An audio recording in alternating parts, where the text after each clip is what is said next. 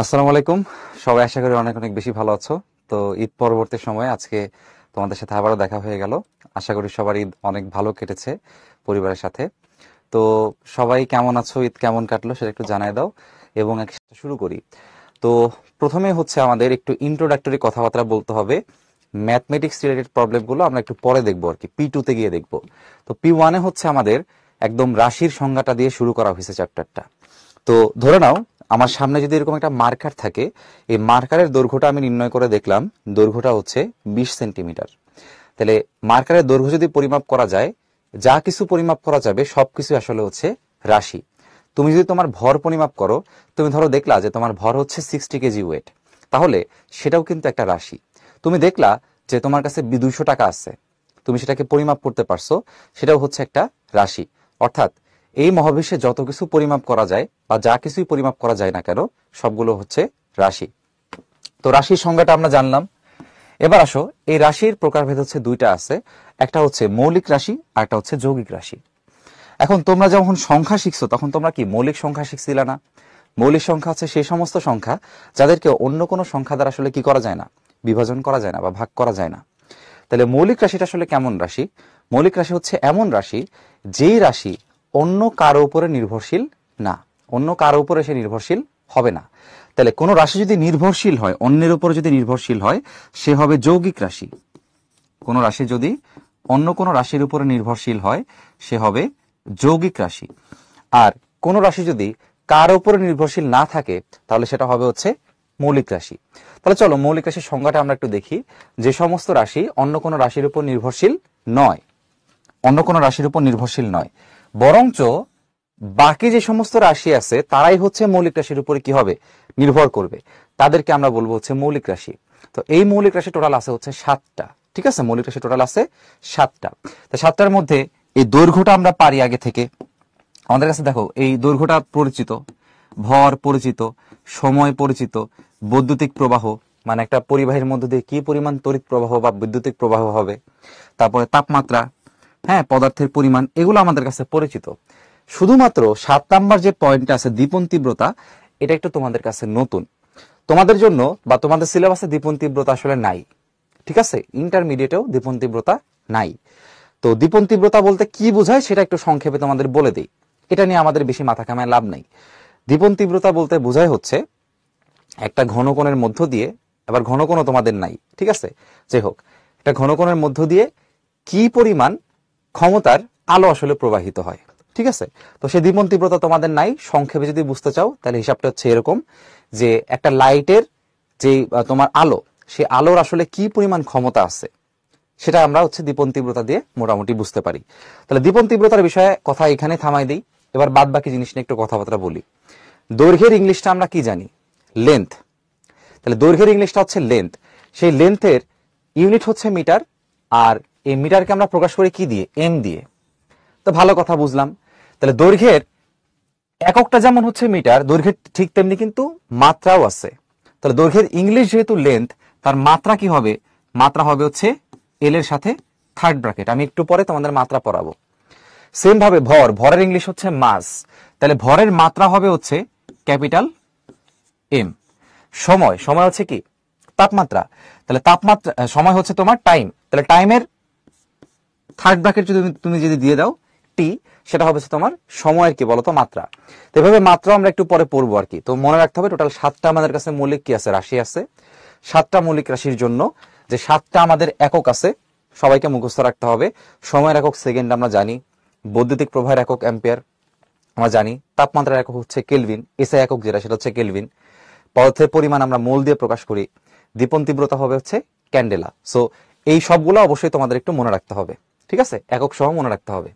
এখন চলে আসো আমরা যৌগিক রাশির কথাটা শিখি। যদি তোমাদের একটা উদাহরণ দেই তোমাদের জন্য বোঝা সহজ হবে। ধরে নাও যে আমি এখানে বোঝাচ্ছি হচ্ছে ধরো ত্বরণ, ঠিক আছে, অথবা ধরে নাও বল। তা আমি যখনই এখানে ত্বরণ লিখব, ত্বরণের এককটা কিন্তু আমরা জানি যে ত্বরণের একক হচ্ছে মিটার পার সেকেন্ড স্কোয়ার। ঠিক আছে, তাহলে খেয়াল করো এই ত্বরণ রাশিটাকে প্রকাশ করার জন্য, ত্বরণ রাশিটাকে প্রকাশ করার জন্য এই যে এম আসলে কি বলতো? মিটার মানে দৈর্ঘ্য। ত্বরণ রাশিটাকে প্রকাশ করার জন্য তোমাকে দৈর্ঘ্য আর এস আসলে কি সেকেন্ড বোঝায়, তাই না? এবং সময়, দৈর্ঘ্য এবং সময়, এই দুটা মৌলিক রাশির সাহায্য তোমাকে কিন্তু নিতে হয়েছে। তাহলে ত্বরণকে প্রকাশ করার জন্য, ত্বরণকে প্রকাশ করার জন্য তোমাকে দৈর্ঘ্য এবং সময় অন্য দুটা মৌলিক রাশির সাহায্য কিন্তু নিতে হয়েছে। তার মানে ত্বরণ এমনি এমনি তুমি প্রকাশ করতে পারো না। শুধুমাত্র যদি আমি দৈর্ঘ্যকে প্রকাশ করতে চাই তাহলে আর কারো হেল্প লাগে না, বাট ত্বরণকে প্রকাশ করতে গেলে দৈর্ঘ্য এবং সময় দুজনেরই হেল্প লাগে। তার মানে ত্বরণ কিন্তু নিজে অন্য দুজনের উপর নির্ভরশীল। অন্য দুজনের উপর কি বলতো? নির্ভরশীল। অন্য দুজনের উপরে নির্ভরশীল। এবং আমরা জানি যে এই দুটা রাশি হচ্ছে আমাদের মৌলিক রাশি। এই দুটা রাশি হচ্ছে আমাদের মৌলিক রাশি, 7টার মধ্যে এই দুটাও কিন্তু আছে। তাহলে আমরা দেখতে পাচ্ছি, দেখো যে ত্বরণ এমন একটা রাশি যে আসলে এখানে দুইটা মৌলিক রাশির উপরে নির্ভরশীল। তাহলে যৌগিক রাশির সংজ্ঞা কি হবে? যৌগিক রাশির সংজ্ঞা হবে যে সকল রাশি মৌলিক রাশির উপর নির্ভরশীল তাদেরকে যৌগিক রাশি বলা হয়। ঠিক আছে? মৌলিক রাশি কিন্তু কারোর উপর নির্ভরশীল না, কিন্তু যৌগিক রাশি কি হবে? নির্ভরশীল হবে। একই সাথে আমি আরেকটা এক্সাম্পল তোমাদের দিই। যদি আমি ধরো এখান থেকে বলি হচ্ছে বেগ, ঠিক আছে? তাহলে বেগের একক কি বলতো? বেগের একক হচ্ছে আমরা জানি মিটার পার সেকেন্ড। এখানেও কিন্তু তোমার কি লাগতেছে? ভর লাগতেছে, আবার সময় লাগতেছে। মানে দুটা মৌলিক রাশি দ্বারা তুমি তাকে প্রকাশ করতেছো। এই জন্য বেগটাও একটা কি রাশি হবে? যৌগিক রাশি হবে। তাহলে তোমরা এতটুকু থেকে আমাকে ক্লিয়ারলি জানাও, মৌলিক রাশি যৌগিক রাশি আমরা সবাই ক্লিয়ারলি বুঝছি কিনা? সবাই একটু জানাও তো। মৌলিক রাশি যৌগিক রাশি আমরা ক্লিয়ারলি বুঝতে পারছি কিনা বলো।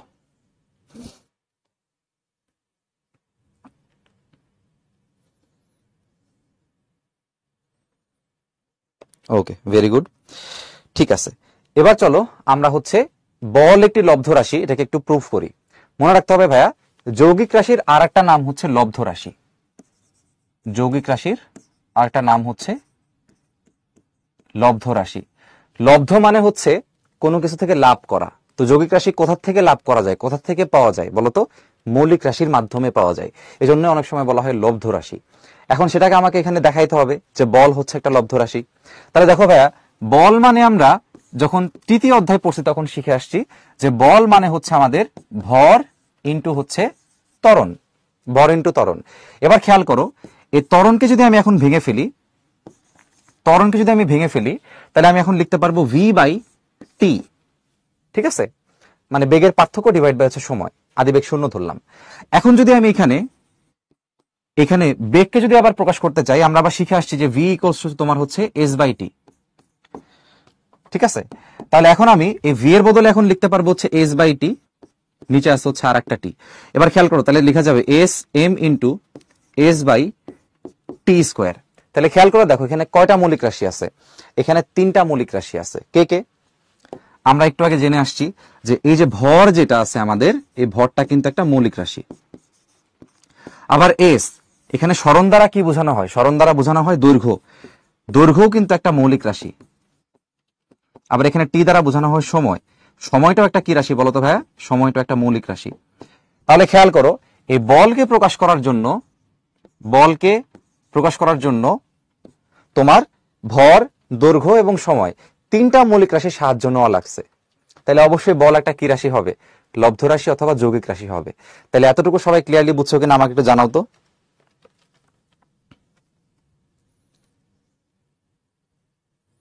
ওকে, ভেরি গুড। ঠিক আছে, ওকে। চলো এবার আমরা সামনের দিকে যাই। উপসর্গ অথবা হচ্ছে গুণিতক।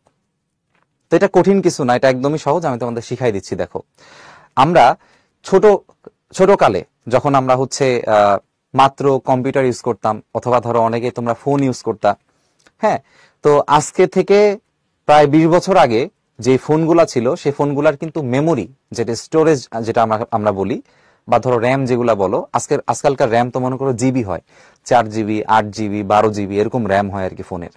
ঠিক আছে? তখনকার র্যাম হয়তো মনে করো যে 10 মেগাবাইট, 20 মেগাবাইট এরকম আর কি, কারণ সেগুলা ফোনগুলা অত বেশি এফিসিয়েন্ট ছিল না। এখন মূল কথা হইতেছে এই মেগাবাইট, গিগাবাইট এগুলো সম্পর্কে আমাদের আইডিয়া সবারই আছে। আমরা এখনো ইন্টারনেটের প্যাকেজ কিনি, সেখানেও কিন্তু কিলোবাইট, মেগাবাইট, গিগাবাইট এগুলো আমাদের বুঝতে হয়। ঠিক আছে?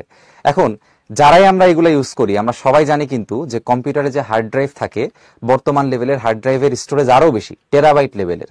তাহলে আমি এখানে লিখলাম, জাস্ট তোমাদের মনে রাখানোর স্বার্থে আমি এখানে লিখলাম 1 টেরাবাইট।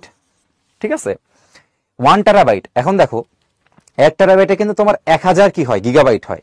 তাহলে টেরাবাইটের নিচেই হচ্ছে তোমার গিগাবাইট। গিগাবাইটের থেকেও কম কি মেগাবাইট। মেগাবাইট, ঠিক আছে, মেগাবাইট। মেগাবাইট থেকে ছোট কোনটা, কিলোবাইট। এরপর হচ্ছে তোমার ফাইনালি কি আছে, এই যে বাইটটা আসে।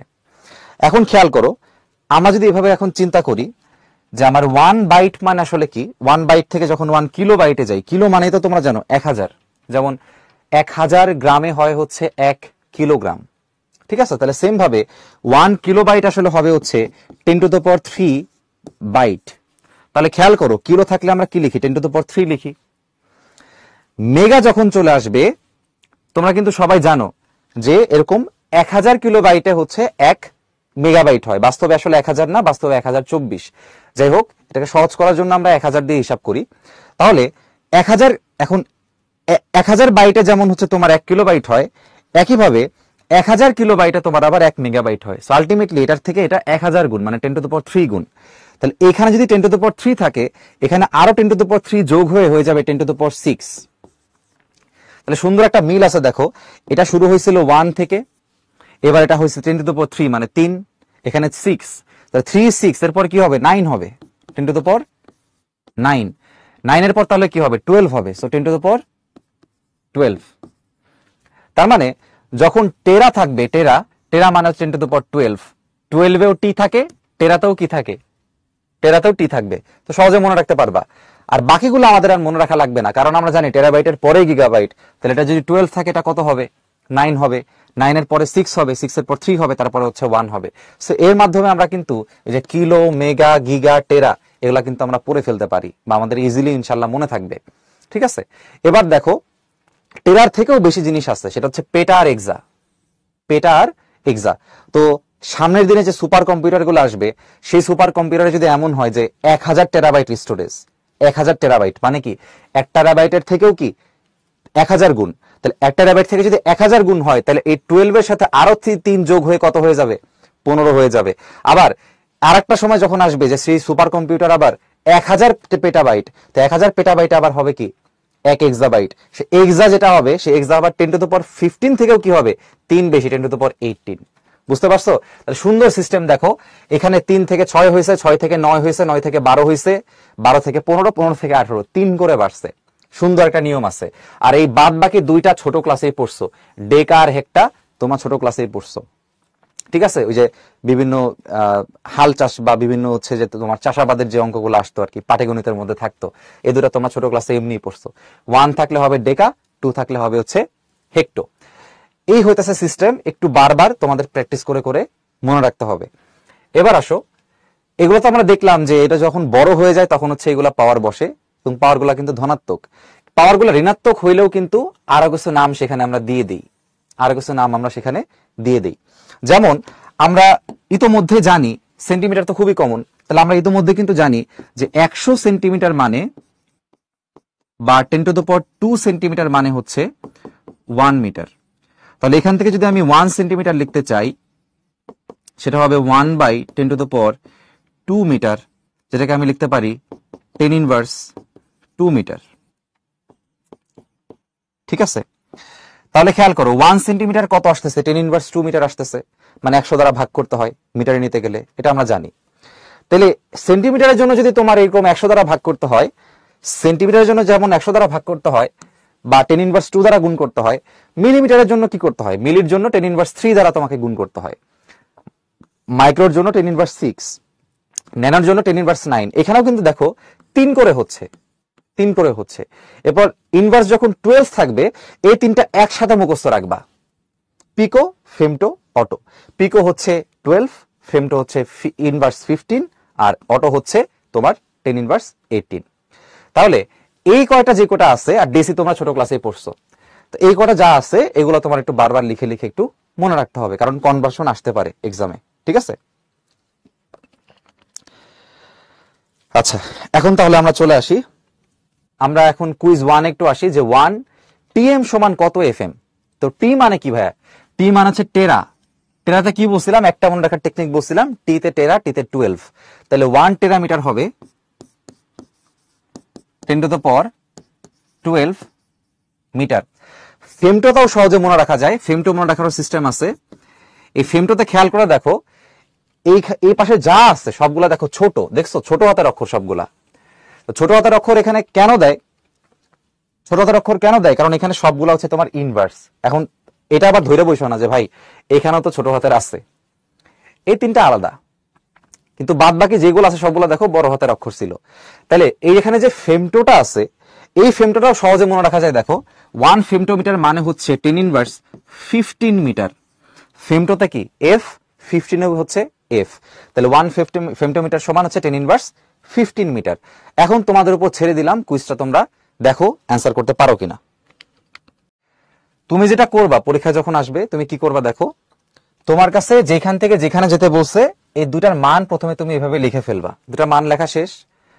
এখন যার মান বাম পাশে আছে, যার মান বাম পাশে আছে তাকে তুমি ভাগফলের উপরে রাখবা। তাহলে ধরো এটাকে আমি 1 নম্বর সমীকরণ দিলাম, এটাকে 2 নাম্বার দিলাম। এবার কি করব, 1/2 করব, 1/2 করব। করলে দেখো উপরে থাকতেছে 1 টেরামিটার, নিচে থাকতেছে 1 ফেমটোমিটার। তাহলে এখানে উপরে থাকতেছে 10⁻12 মিটার, আর নিচে থাকতেছে 10⁻15 মিটার। দেখো মিটার মিটার কাটবে, এই ইনভার্স 15টা যখন উপরে গিয়ে যোগ হবে তখন সেটা হবে হচ্ছে 10⁻12 প্লাস 15, অর্থাৎ 10⁻27। তাহলে উত্তর আসলে পেয়ে গেছি। আরেক লাইন করি, সুতরাং আমি লিখতে পারি 1 টেরামিটার সমান 10⁻27 ফেমটোমিটার। তাহলে এখানে আমাদের অ্যান্সার কোনটা হবে, 10⁻27 ফেমটোমিটার মানে মাত্রা। তো মাত্রা তো আমরা দেখছি যখন মাত্রাগুলাকে প্রকাশ করা হয় তখন এই যে মৌলিক রাশি যেগুলো থাকে তাদের যে ঘাত থাকে সেই ঘাত সহ কি করা হয়, প্রকাশ করা হয়। যেমন বেগের ক্ষেত্রে মাত্রা হচ্ছে LT−1 আর ত্বরণের ক্ষেত্রে মাত্রা হচ্ছে LT−2। তাই এক সময় পাওয়ার তার -1 হতে পারে, এক সময় পাওয়ার কি -2 হতে পারে।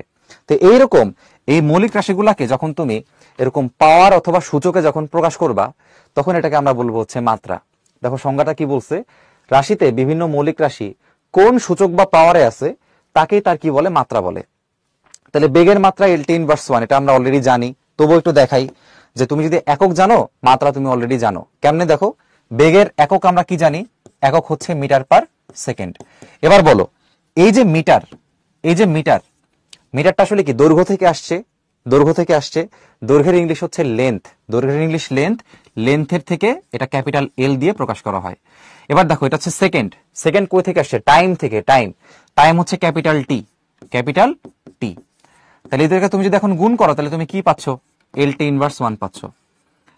আরেকটা বিষয় নিশ্চয়ই খেয়াল করছো, মাত্রা প্রকাশ করার জন্য থার্ড ব্র্যাকেট দিতে হয়, ঠিক আছে, মাত্রা প্রকাশ করার জন্য অবশ্যই তোমাকে থার্ড ব্র্যাকেট দিতে হবে। সিমিলারলি ত্বরণের যে মাত্রা যদি তুমি একক জানো তাহলে তুমি পারবা। ত্বরণের ক্ষেত্রে আমরা জানি একক হচ্ছে মিটার পার সেকেন্ড স্কোয়ার। তাহলে মিটার যেটা আসে, মিটার আসলে কি মিন করে আমাদের, মিটার আমাদের মিন করা হচ্ছে লেন্থ।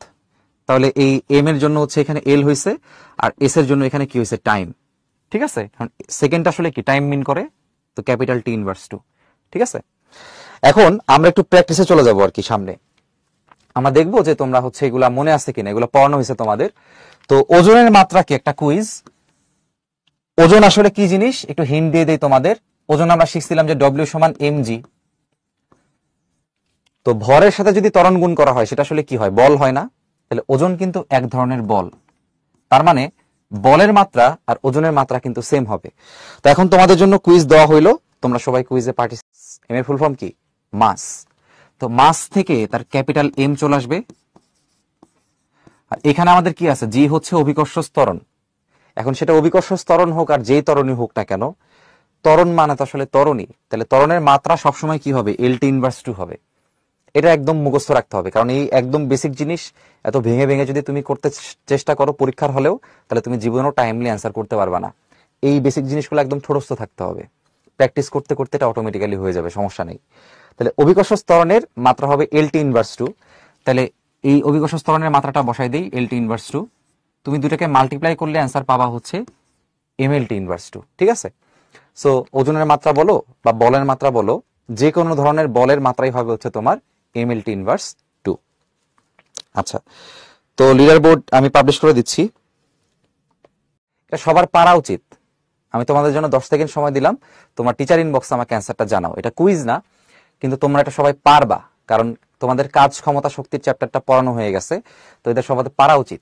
দেখি সবাই কতজন পারো। তাদের রাশির মাত্রাও এক হবে, এককও সেম হবে, ঠিক আছে? এখন চলে আসো, এখানে কাজ এবং শক্তি যেটা আছে, এটা যে আসলে একই ধরনের রাশি বা সমতুল্য রাশি, এটা আমরা পড়াইছিলাম।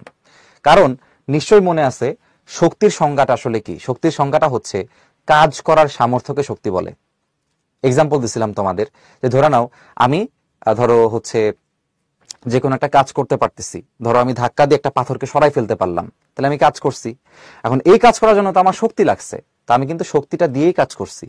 তো শক্তি এবং কাজ পরস্পর সমতুল্য রাশি। যেহেতু সমতুল্য, তাহলে কাজের মাত্রা আর শক্তির মাত্রা ডেফিনেটলি কি হবে? সেম হবে। এখন কাজের মাত্রা শক্তির মাত্রা আসলে কি, সেটা নিশ্চয়ই অনেকের মনে আছে, অনেকের মনে নাই, তো আমি সবার জন্য আবার একটু দেখাই দিই।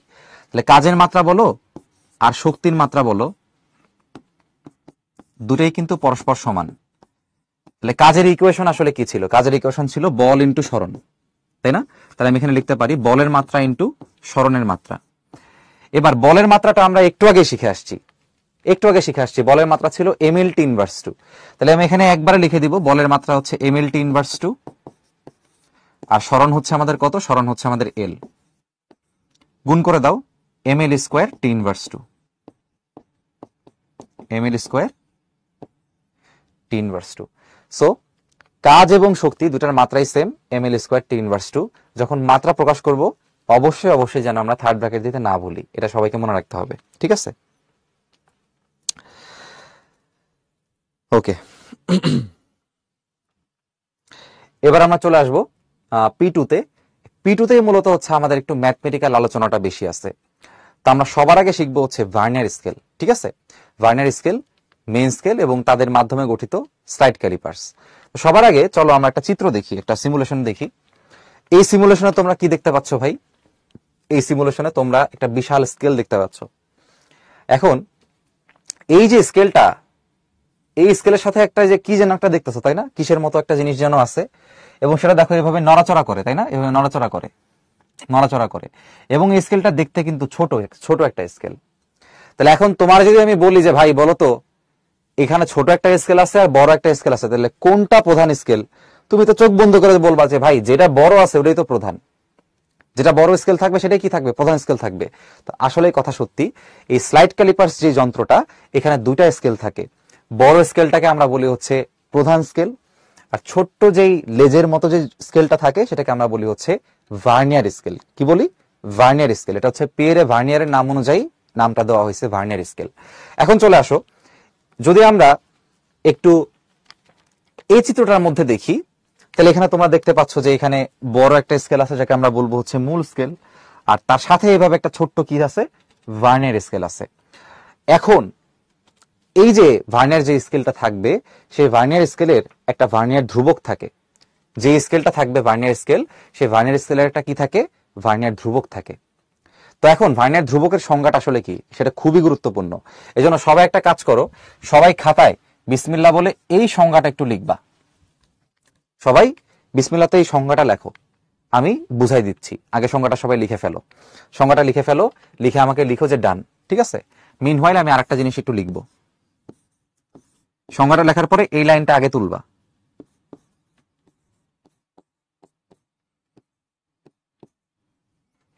এটা কিন্তু আবার এই যে মহেন্দ্র সিং ধোনি না, এমএসডি মাইনাস ভিএসডি, সে মেইন স্কেল ডিভিশন বা মেইন স্কেল স্মলেস্ট ডিভিশন, সে ভার্নিয়ার স্মলেস্ট ডিভিশন, ঠিক আছে? তো আগে হচ্ছে সংজ্ঞাটা লেখো, এরপরে এই জিনিসটা লেখো। লিখে ডান লিখছো, ভেরি গুড, ওকে। এখন চলে আসি যে আমরা প্রথমেই কেন এটা লেখাইতে বললাম। প্রথম কথা হচ্ছে ভাইয়া, যে একটা ভার্নিয়ার স্কেল যদি সেখানে থাকে, ডেফিনেটলি তার একটা কি থাকবে? একটা ধ্রুবক থাকবে। সবারই তো নিজস্ব একটা ধর্ম আছে। তোমার কিন্তু আচার আচরণ একরকম, তোমার ফ্রেন্ডের আচার আচরণ একরকম, তোমার ভাইয়ের আচার আচরণ একরকম। সেম ভাবে প্রত্যেকটা ভার্নিয়ার স্কেলেরই কিন্তু এরকম আলাদা আলাদা স্বতন্ত্র কি আছে? বৈশিষ্ট্য আছে। তো যেই ভার্নিয়ার স্কেলের স্বতন্ত্র বৈশিষ্ট্য কথাটা আমরা বলতেছি, তাকে আমরা বলতেছি ভার্নিয়ার ধ্রুবক। ভার্নিয়ার ধ্রুবকের ইংলিশটা কি হবে? Vernier constant. তাকে সংক্ষেপে আমরা ভিসি দিয়ে প্রকাশ করি, ঠিক আছে? Vernier constant. এখন আসো, সংজ্ঞাটা তুমি যখন লিখছো খাতায় তখন কিভাবে লিখছো? যে ভার্নিয়ার স্কেলের একটা ভাগ আর মূল স্কেলের একটা ভাগের মাঝের পার্থক্যকে কি বলে? ভার্নিয়ার স্কেল বলে। পার্থক্য মানে আসলে কি ভাইয়া? বিয়োগফল। পার্থক্য মানে বিয়োগফল। তাহলে খেয়াল করো, এখানে একটা পার্ট আছে হচ্ছে ভার্নিয়ার স্কেলের একটা ভাগ, আর একটা জিনিস আছে হচ্ছে মূল স্কেলের একটা ভাগ। এই দুজনের মাঝে যে পার্থক্য মানে বিয়োগফল, সেটাকে আমরা বলতে পারি ভার্নিয়ার ধ্রুবক। এখন দেখো, মূল স্কেলের একটা ভাগ তাকে আমরা লিখি হচ্ছে সংক্ষেপে এমএসডি। এম এ হচ্ছে মেইন মানে মূল, স্কেল ডিভিশন ভাগ, ভাগ হচ্ছে ডিভিশন। আর ভার্নিয়ার স্কেলের ডিভিশন সেটা কিভাবে লিখবো? VSD, vernier scale division. তাহলে এই দুটার মধ্যে যে পার্থক্য তাকে আমরা কি বলবো? ভার্নিয়ার ধ্রুবক বলবো। এখন বড় কি হয়? মূল স্কেলটাই তো বড় হয়। এই জন্য মূল স্কেলের ডিভিশন থেকে ভিএসডি কে যদি তুমি বাদ দাও তাহলে তুমি কি পাবা? ভার্নিয়ার কনস্ট্যান্ট পাবা। তো এটার পরে এই জিনিসটা বোঝা যাচ্ছে কিনা তোমরা একটু বলো তো সবাই, এই জিনিসটা কিভাবে লিখছি? এটাই হচ্ছে একটা আমাদের সূত্র, গুরুত্বপূর্ণ সূত্র, ঠিক আছে? নাম্বার 1 দিয়ে রাখো। এটা পরে বোঝাচ্ছি, এটাকে লেখো সবাই, লিখে বলো যে ভাইয়া লিখছি। ডান, ওকে, থ্যাংক ইউ রিদওয়ান। এবার হচ্ছে সবাই লিখছো আশা করি। ওকে, ডান। এবার আসো, ভার্নিয়ার স্কেলের যে ধ্রুবকটা আমরা বের করলাম, এটা বের করার আর একটা ফর্মুলা কিন্তু আমাদের কাছে আছে। আরেকটা ফর্মুলা হচ্ছে এইটা, VC equals to S by N. এটাকে 2 নাম্বার দিয়ে রাখো। এখন এটার পরিচয় তোমাদের একটু শিখতে হবে। এদের পরিচয়টা হচ্ছে, এই এস বলতে যেটা মিন করে সেটা আসলে এমএসডি। এস বলতে কি মিন করে? এমএসডি। এমএসডি মানে তো আমরা জানি, এমএসডি মানে মূল স্কেলের একটা ভাগের দৈর্ঘ্য। মূল স্কেলের কি? একটা ভাগের দৈর্ঘ্য। নরমালি এই মূল স্কেলের একটা ভাগের দৈর্ঘ্য 1 মিলিমিটার হয়। কতটুকু হয়? 1 মিলিমিটার হয় নরমালি। যদি প্রশ্নে কিছু না বলে দেয় তাহলে এই মানটা, এই এস এর মান বলো বা এমএসডি বলো, এটা নরমালি 1 মিলিমিটার হয়। এটা একটু লিখে রাখো, এটা একটু লিখে রাখো যে নরমালি এটা আসলে মানটা হচ্ছে 1 মিলিমিটার হয়। কিভাবে 1 মিলিমিটার হয় সেটা আমি তোমাদের এখন দেখাবো। সবাই লিখছো? আচ্ছা, আশা করি লিখছি। এখন চলো সেটা 1 মিলিমিটার কিভাবে হয় সেটার ব্যাখ্যাটা তোমাদের আমি দিব। একটা বিষয় লক্ষ্য করে দেখো, এই যে মূল স্কেল যেটা আমাদের কাছে আছে, এখানে আমি যদি একদম 0 থেকে কাউন্ট করা শুরু করি, এখানে যে সেটা আসলে 1 হইলো, এই 1 হওয়ার জন্য এখানে মধ্যে কয়টা দাগ আছে? সবাই একটু কষ্ট করে গুনো তো, একটু কষ্ট করে গুনো। দেখো এখানে কয়টা দাগ আছে? 1 2 3 4 5 6। এটা হচ্ছে 1, 0 তো আসলে এটা। 1 2 3 4 5 6 7 8 9 10, 10টা দাগ আছে। 10টা দাগ মিলে কি হয়েছে? 1 সেন্টিমিটার হয়েছে। 10টা দাগ মিলে কি হয়েছে? 10 দাগ মিলে কত হয়েছে? 1 সেন্টিমিটার হয়েছে। আবার মজার বিষয় হচ্ছে 1 সেন্টিমিটার মানে 10 মিলিমিটার। 1 সেন্টিমিটার মানে কি? 10 মিলিমিটার। 10 মিলিমিটার। তাইলে একটু বুদ্ধি খাটায় তোমরা একটু বলো তো, যে ঠিক আছে এখানে বুঝলাম 10টা দাগ মিলে কতটুকু হয়েছে? 1 সেন্টিমিটার হয়েছে। আর আমরা আবার জানি যে 1 সেন্টিমিটার মানে আবার 10 মিলিমিটার। তাহলে কি আমি বলতে পারি কিনা যে 10 দাগ যদি 10 মিলিমিটারের সমান হয় তাহলে 1 দাগ কতটুকু হবে বলেন তো? বুদ্ধি খাটায় অবশ্যই 1 মিলিমিটার হবে। 1 মিলিমিটার হবে। তো এই যে মূল স্কেলের যে 1 দাগ, সে মূল স্কেলের 1 দাগকে কিন্তু আমি এস দ্বারা প্রকাশ করতেছি। মূল স্কেলের যে 1 দাগ সেটাকে কিন্তু আমি কি দ্বারা প্রকাশ করতেছি? এস দ্বারা প্রকাশ করতেছি, অথবা এমএসডি দিয়ে প্রকাশ করতেছি। তো সবাই বলেন তো, এই যে জিনিসটা আমি লিখছি এটা সবাই বুঝছেন কিনা, যে 1 মিলিমিটার কিভাবে আসছে? বলো তো সবাই। গুড, সবাই 1 মিলিমিটার উত্তর দিয়ে দিছো। ওকে, ঠিক আছে। এবার চলে আসো, এই এন এর পরিচয়টা আসলে কি? এনটা আসলে ফিক্সড না, এটা এক একটা স্কেলে এক এক রকম থাকে। এন এর পরিচয়টা হচ্ছে ভার্নিয়ার স্কেলের ভাগ সংখ্যা। ভার্নিয়ার স্কেলের ভাগ সংখ্যা।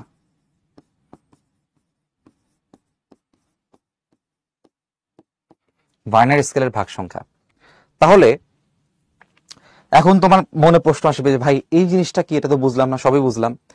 এখন তুমি একটু তাকায় দেখো তোমার ভার্নিয়ার স্কেল কোনটা? উপরেরটা, তাই না? তাহলে এখানে ভাগ কয়টা আছে আমি কেমনে দেখবো? জাস্ট গুনো, তুমি তো গুনতে পারো।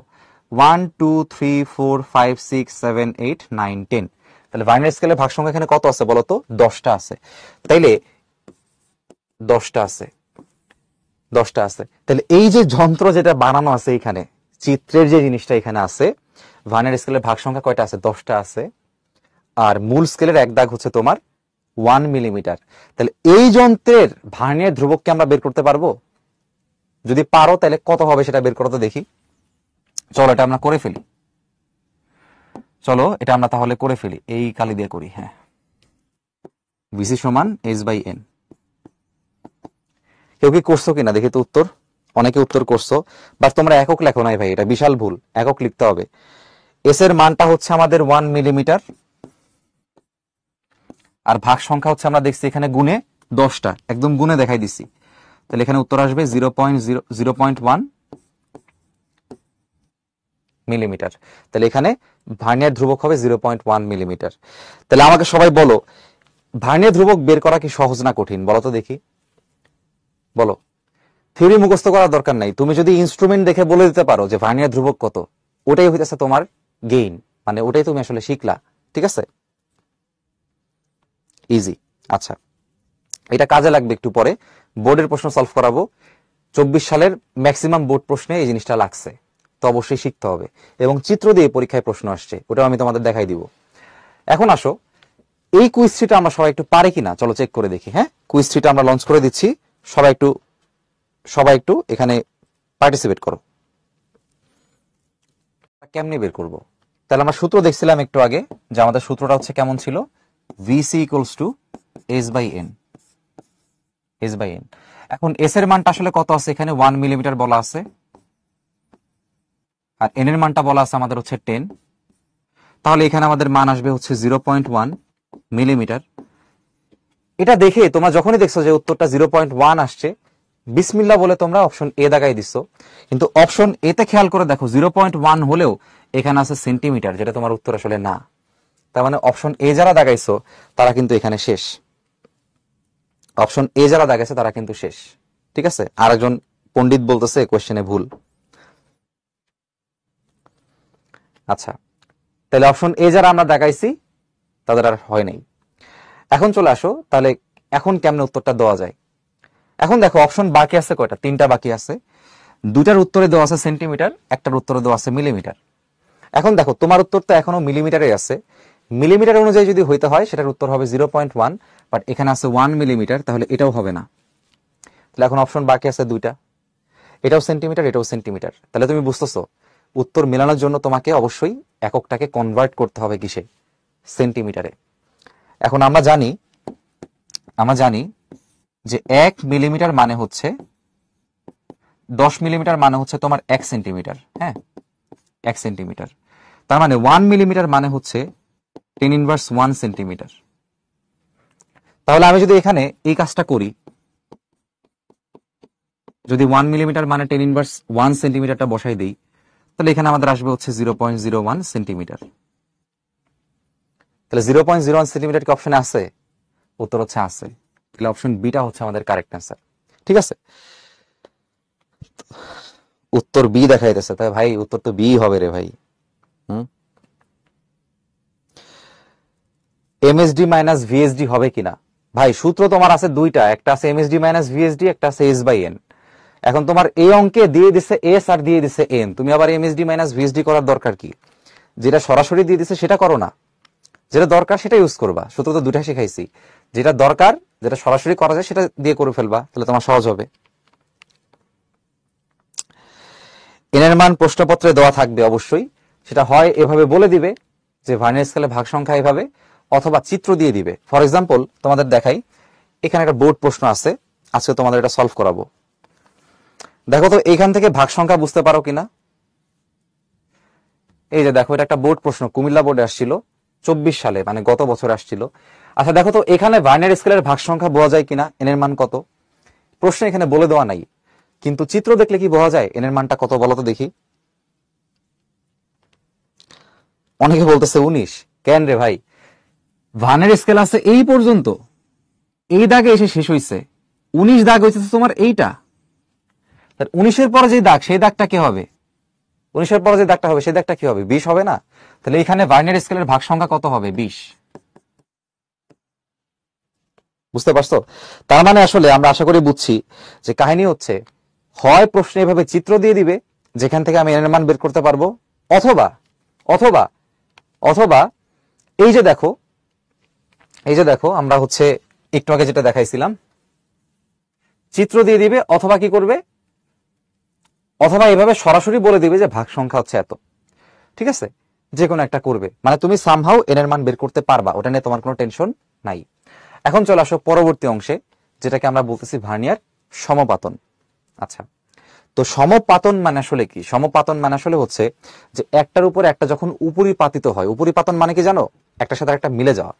ধরে নাও যে এটা মূল স্কেলের দাগ আর এটা ভার্নিয়ার স্কেলের দাগ, তো ধরো একটা থেকে একটা একটু দূরে আছে, তার মানে কিন্তু পরস্পর কিন্তু মিলে যায় নাই। কিন্তু ধরো ভার্নিয়ার স্কেলের 7 নাম্বার যে দাগ সেটা মূল স্কেলের সাথে মিলে গেছে, তাহলে সেখানে আমার ভার্নিয়ার সমপাতন হবে হচ্ছে 7। আবারও বলি, ভার্নিয়ার স্কেলের যেই দাগটা মূল স্কেলের সাথে হুবহু মিলে যাবে সেই দাগটাকে আমরা বলবো হচ্ছে ভার্নিয়ার সমপাতন। মুখস্থ করার দরকার নাই, তুমি জাস্ট জিনিসটা ফিল করো। আবারও বলি, ভার্নিয়ার স্কেলের যেই দাগটা মূল স্কেলের সাথে হুবহু মিলে যাবে তাকে আমরা বলবো ভার্নিয়ার সমপাতন। চলো মুখস্থ না করে আমরা একটু প্র্যাকটিক্যালি দেখি। এই যে আমাদের স্লাইড ক্যালিপাসটা তোমরা দেখতে পাচ্ছ, এটাকে আমি আরেকটু জুম করলাম, হ্যাঁ, আরেকটু জুম করলাম। আচ্ছা, এই অবস্থাতে তোমরা আমাকে কি বলতে পারো এখানে ভার্নিয়ার সমপাতন কত? একটু তোমাদের হিন্ট দেই, খেয়াল করে দেখো, আমাদের এই যে মূল স্কেলের দাগ এটা হচ্ছে ভার্নিয়ার স্কেলের দাগ, দেখো মিলে নাই, মিলে নাই, কাছাকাছি, এটা মিলে নাই, একটু কাছাকাছি। এই যে তাকায় দেখো তো ভাইয়া, এই যে দুটা দাগ দেখো তো কি পরিমাণে মিলছে, দেখছো? একদম হুবহু দেখো মিলে গেছে, দুটা দাগ একদম হুবহু মিলে গেছে। তাহলে এখন আমি গুনবো, এটা কিভাবে গুনবো দেখো, এটা তো 0, তাহলে এটা 1 2 3 4 5, তাহলে ভার্নিয়ার স্কেলের কত নাম্বার দাগ মিলছে মূল স্কেলের সাথে? 5 নাম্বার, তাহলে এখানে ভার্নিয়ার সমপাতন হবে 5। আর একটা এক্সাম্পল দিই, দেখো, এবার তোমরা বলবা, ঠিক আছে, যে ভার্নিয়ার সমপাতন কত হবে? বলো দেখি, তোমরা বলো এবার ভার্নিয়ার সমপাতন কত হবে, দেখো বলো তো দেখি। সূত্র মুখস্থের দরকার নাই, সংজ্ঞা মুখস্থের দরকার নেই, দেখো দেখে বুঝো কিনা কত হবে।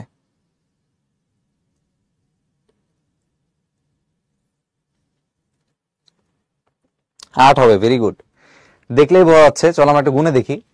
আমরা এখানে বুঝতেছি যে এখানে মিলে নাই, এখানে মিলে নাই, দেখো মিলে নাই, দেখো মিলে নাই, মিলে নাই, একটু কাছাকাছি, হুবহু মিলে গেছে, দেখো হুবহু মিলে গেছে। তোমার মনে প্রশ্ন আসতে পারে যে ভাইয়া কখনো কি হবে যে মিলবে না? উত্তর হচ্ছে না, মিলতেই হবে। মেশিনটা এমনিই বানানো যে মিলতেই হবে। তাহলে কাহিনী হচ্ছে দেখো, এখানে মিলে গেছে কোথায়? এখানে মিলছে, তাহলে এখন আমি গুনবো। গোনা দরকার নাই, তোমার নিচে লেখাই আছে 8, তাহলে ভার্নিয়ার সমপাতন এখানে কত হবে? 8 হবে, ঠিক আছে। আর ভার্নিয়ার সমপাতনে কোনো একক হয় না, সংজ্ঞাটা কি ছিল? যত নাম্বার দাগ মিলে যাবে মূল স্কেলের সাথে, তো যত নাম্বার দাগ, নাম্বারের আবার একক কি হয়? ঠিক আছে, রোল নাম্বার, ধরো রোল নাম্বার 1, রোল নাম্বার 2, তুমি কি কখনো বলো যে roll number 1 KG, roll number 2 KG? বলো, কোনো একক নাই তো। তাইলে 8 নাম্বার দাগটা মিলে গেছে, তাহলে এখানে ভার্নিয়ার সমপাতন হবে 8। আশা করি আমরা এখন ক্লিয়ারলি বুঝতে পারছি। এখন আসো, তোমরা কয়েকজন কোয়েশ্চেন করছো যে ভাই এই মেশিনটা আসলে করেটা কি, কি কাজ? তো ধরো এরকম এই যে মেশিনটা আছে, এই ছোট হয় না কেন? ছোট হয়েছে। এই মেশিন দিয়ে এখন দেখো, ধরে নাও আমি এখন আমার এই জিনিসটার দৈর্ঘ্য আমি মাপবো, তাহলে আমি কি করব? ধরো এই জিনিসটা প্রথমে এরকম ছিল, এখানে রাখা ছিল। তুমি কিন্তু তোমার বাসার পাশের হার্ডওয়্যারের দোকানেও ভার্নিয়ার এই স্লাইড ক্যালিপাসটা পাবা, কিনতে পাবা, সমস্যা নাই। চাইলে যাদের ইচ্ছা আছে তাইলে প্র্যাকটিক্যাল করে দেখো। এখন ধরো এটা দৈর্ঘ্য আমি মাপবো, তাহলে আমি এটাকে এইভাবে রাখলাম। এভাবে রাখার পরে এটাকে আমি আস্তে আস্তে আস্তে আস্তে এই প্রান্তের সাথে মিলাই দিলাম। এখন মিলাই দিয়ে আমি দেখতেছি যে আমার মূল স্কেলে একটা রিডিং আছে, দেখো এখানে মূল স্কেলের রিডিং কত, একটু জুম করে দেই, আর একটু জুম করে দেই, দেখো তো এখানে মূল স্কেলের রিডিং কত, কে বলতে পারবা? খুব সহজ ভাইয়া, এই ভার্নিয়ার স্কেলের আগের যে রিডিংটা সেটাই মূল স্কেলের রিডিং। তাহলে মূল স্কেলের রিডিং দেখো, একের সাথে আর একটা দাগ আসছে, মানে 1.1। মূল স্কেলের রিডিং কত? 1.1। মূল স্কেলের রিডিং 1.1, এটা বুঝতেছো? ভেরি গুড, সবাই উত্তর দিছো। এবার আসো, এখন খেয়াল করে দেখো তো এখানে ভার্নিয়ার সমপাতন কত, জুম করে দিচ্ছি তোমাদের। হ্যাঁ, হাই গেছে কোথায়? এই দেখো ভার্নিয়ার সমপাতন কত বলো। দেখে বলো সমাপতন কত? হ্যাঁ, সমাপতন কত এখানে? দেখো এই দাগটা মিলে গেছে, এটা কত নাম্বার দাগ? 0 1, 1 নাম্বার দাগ, তাই সমাপতন হচ্ছে 1। সমাপতন কত? 1। আর ভার্নিয়ার ধ্রুবক যদি এটা যদি 0.1 হয়, তাহলে এটা দৈর্ঘ্য আমরা নির্ণয় করতে পারি। এখন চাইলে দৈর্ঘ্যটা নির্ণয় করতে পারি। তাহলে এখন চলো আমরা দৈর্ঘ্য নির্ণয়ের দু একটা প্রসেস দেখি বা শিখে নেই, ঠিক আছে? চলো তাহলে ভার্নিয়ার স্কেলের যে দাগ মূল স্কেলের সাথে হুবহু মিলে তাকে ভার্নিয়ার সমাপতন বলে। এটাকে প্রকাশ করা হয় কি দ্বারা? ভি দ্বারা প্রকাশ করা হয়, ঠিক আছে? এখন আসো তাহলে সূত্রটা আসলে কি? স্লাইড ক্যালিপার্স দিয়ে যখন দৈর্ঘ্য তুমি মাপবা, সূত্রটা আসলে কেমন? সূত্র হচ্ছে দৈর্ঘ্য সমান, এই এম বলতে মিন করা হয় মূল স্কেলের পার্ট,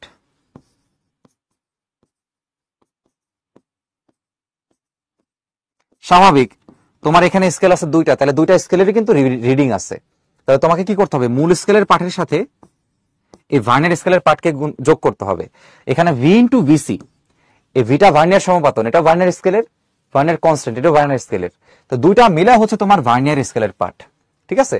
তাহলে মূল স্কেলের পার্টের সাথে ভার্নিয়ার স্কেলের পার্টটা তুমি যদি যোগ করো, তাহলে তুমি টোটাল দৈর্ঘ্যের মানটা কি যাচ্ছ? পেয়ে যাচ্ছ। এম এর পরিচয় তো বললাম, আমি একটু আগে তোমাদের বলছি, আবারও রিপিট করি, এই ভিটা হচ্ছে ভার্নিয়ার সমাপতন। ভার্নিয়ার সমাপতন কি বলছিলাম? যে দাগের সাথে হুবহু মিলে যায় সেই দাগটা। কোন দাগ? ভার্নিয়ার স্কেলের উপরে যে দাগটা থাকে সেটা। আর ভিসি তো আমরা জানি ভার্নিয়ার ধ্রুবক, ঠিক আছে? তাহলে এই সূত্রটা সবাই লিখে ফেলো, সবাই সূত্রটা লেখা শেষ করো।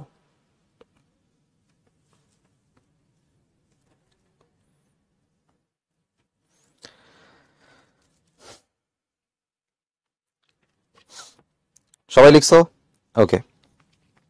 এখন দেখো, আমরা চলো এইখানের যে রিডিংটা আছে, এই রিডিংটা দরকার নাই। আমরা হচ্ছে একটু আগে নিজেরা যেটা শিখলাম না, চলো ওটা সলভ করে ফেলি। আমাদের নিজেদের যেটা ছিল সেটা কোথায় ছিল? এখানে ছিল।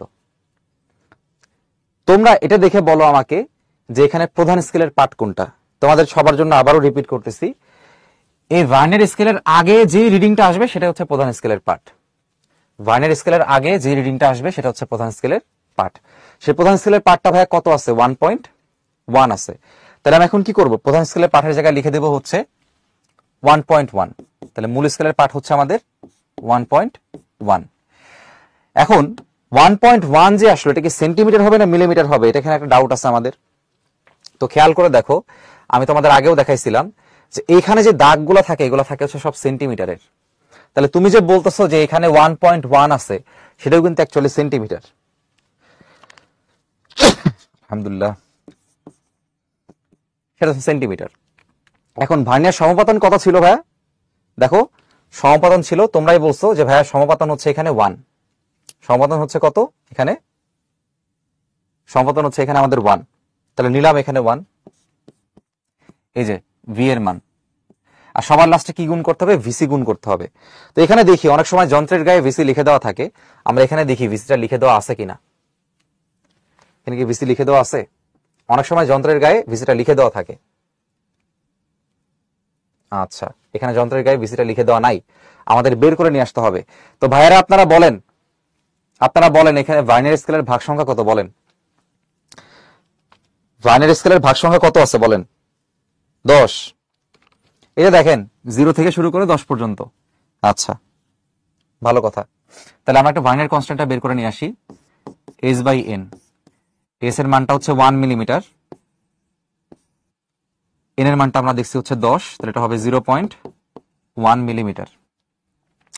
তাহলে আমরা এখন কি করব? ওই মানটা এখানে গুণ করে দিব, 0.1 মিলিমিটার। তাহলে এখন দেখেন 1.1 সেন্টিমিটার প্লাস 0.1 মিলিমিটার। তাহলে এখন সেন্টিমিটারের সাথে সেন্টিমিটার তো যোগ করা যায়, মিলিমিটার তো যোগ করা যায় না, যে কোনো একটাকে চেঞ্জ করতে হবে। তাহলে আমি একটা কাজ করি, এই মিলিমিটারকে সেন্টিমিটার বানাই ফেলি। সেটা কেমনে করা যায়? আমরা জানি মিলিমিটারের সাথে 10⁻1 গুণ করলে সেটা হয়ে যায় সেন্টিমিটার। এবার ক্যালকুলেটরের পালা, খাতায় বসাই দেখো, উত্তর হবে 1.11 সেন্টিমিটার। ঠিক আছে, 1.11 সেন্টিমিটার। তাহলে বলো, আমরা যে হাতে কলমে মোটামুটি একটা দেখলাম, একটা সিমুলেশনের মাধ্যমে, আমরা কি আসলে জিনিসটা বুঝতে পারছি কিনা যে কিভাবে আসলে জিনিসটা কাজ করে? মেন স্কেল সেন্টিমিটার কিভাবে বুঝবা? বোঝা দরকার নাই, আমার কথা বিশ্বাসের দরকার নাই। আজকে বাসায় তোমার যে স্কেলটা আছে, ওই স্কেল একটু দেখো তো দাগ আসলে কিভাবে দেওয়া আছে। একটু আগেও দেখাইছিলাম যে মেইন স্কেলে এভাবে লেখা থাকে যে 1 সেন্টিমিটার, 2 সেন্টিমিটার, 3 সেন্টিমিটার, এভাবে করে করে সেই সামনের দিকে আসলে যায়। তো তোমার বাসার যে স্কেলটা আছে দেখবা 30 সেন্টিমিটার পর্যন্ত থাকে, ঠিক আছে? কারণ 100 সেন্টিমিটার আবার অনেক বড়, সেটা হচ্ছে 1 মিটার হয়ে যায়। তো অত বড় স্কেল নিয়ে তুমি তো স্কেলে ঢুকতে পারবা না স্কুলে, তাই না? স্কুল থেকে বের করে দিবে। সো স্কেলের গায়ে লেখা দেখবা, বা এখনই দেখবা সেন্টিমিটার লেখা আছে, ঠিক আছে?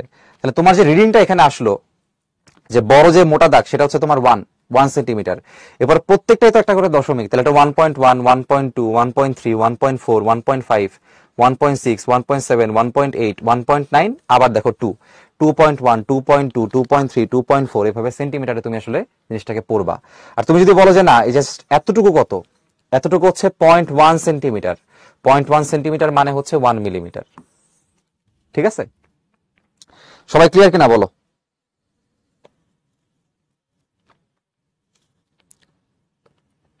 ওকে, এখন আমরা এটা তো আমরা দেখাইছি কিভাবে আসলে মাপতে হয়, মাপঝোঁক করতে হয়। এই অঙ্কটা দেখে সবাই পারো কিনা, ময়মনসিংহ বোর্ডে একটা প্রশ্ন, আমি কুইজটা লঞ্চ করে দিচ্ছি, সবাই অ্যান্সার করো।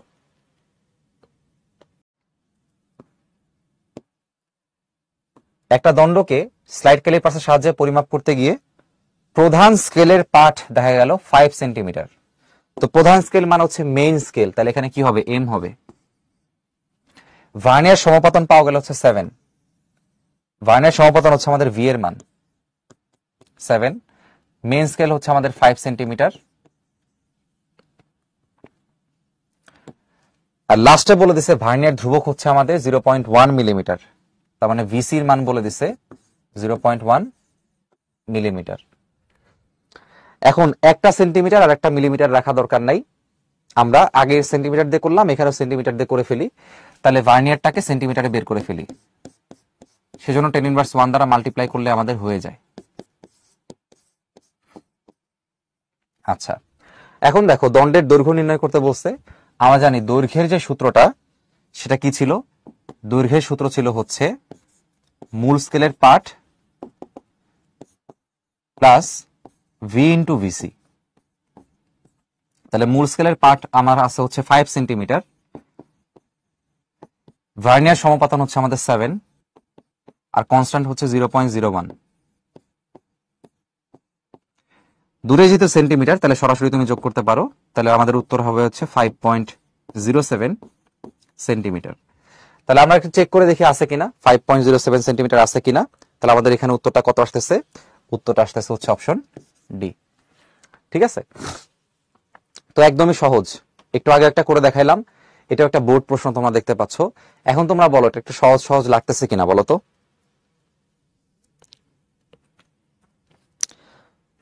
বলো এটা সহজ লাগছে, যেটা আমি এখনই তোমাদের একটু করাই দিতে চাই, এখানে একটা প্রশ্ন দেখো কি বলছে, যে পরিমাপক যে যন্ত্রটি আছে, তো দেখতেই পাচ্ছ একটা ভার্নিয়ার সমপাতন, ওই যে স্লাইড ক্যালিপার্সের মতো একটা কিছু আছে, ওই পুরা যন্ত্রটা নাই আর কি, ছোট্ট একটা অংশ দেখাইছে।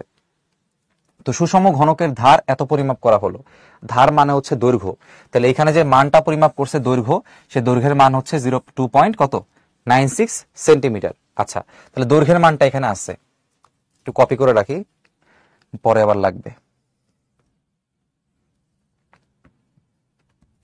ঠিক আছে, তাহলে আমরা জানি যে দৈর্ঘ্যের যে মানটা আমাদের, সেই সূত্রটা আমরা পড়ছিলাম, দৈর্ঘ্য সমান M plus V into VC. এখন খেয়াল করে দেখো, এই দৈর্ঘ্যের মান বলে দিচ্ছে তারা কত? 2.96 সেন্টিমিটার। তাহলে মানটা বসাই দেই, 2.96 সেন্টিমিটার। আচ্ছা, এখন যেহেতু আমার এই পাশে সেন্টিমিটার আছে, বাদ বাকি মানও আমি সেন্টিমিটারে বসাবো, তাহলে কোনো ভুল হবে না। এক্ষেত্রে দেখো বলছে মূল স্কেল পাঠ, তাহলে মূল স্কেল মানে আসলে কি? প্রধান স্কেল বা মেইন স্কেল, তাই তো? তাহলে মেইন স্কেলের যে পাঠ 2.9 সেন্টিমিটার, মেইন স্কেল আসলে কি? এম এর মান। তাহলে এখানে এম এর মান দিয়ে দিছে কত? 2.9 সেন্টিমিটার। তাহলে আমি এখন এম এর মানটা বসাবো 2.9। তাহলে বাদ বাকি থাকলো কি? V into VC. তাহলে এখন দেখো এখান থেকে আমি বের করতে পারবো যে ভি ইন্টু ভিসির মান হচ্ছে এটা বিয়োগ করলে তুমি পাবা 0.06। এখন প্রশ্ন চাইছে কি দেখো, প্রশ্ন চাইছে ঘনকের ধার পরিমাপের সময় ভার্নিয়ার সমপাতন নির্ণয় করো। ভার্নিয়ার সমপাতন মান আসলে কি? ভি এর মান বের করতে হবে। তো তুমি যদি ভাইয়া ভি বের করতে চাও এখানে,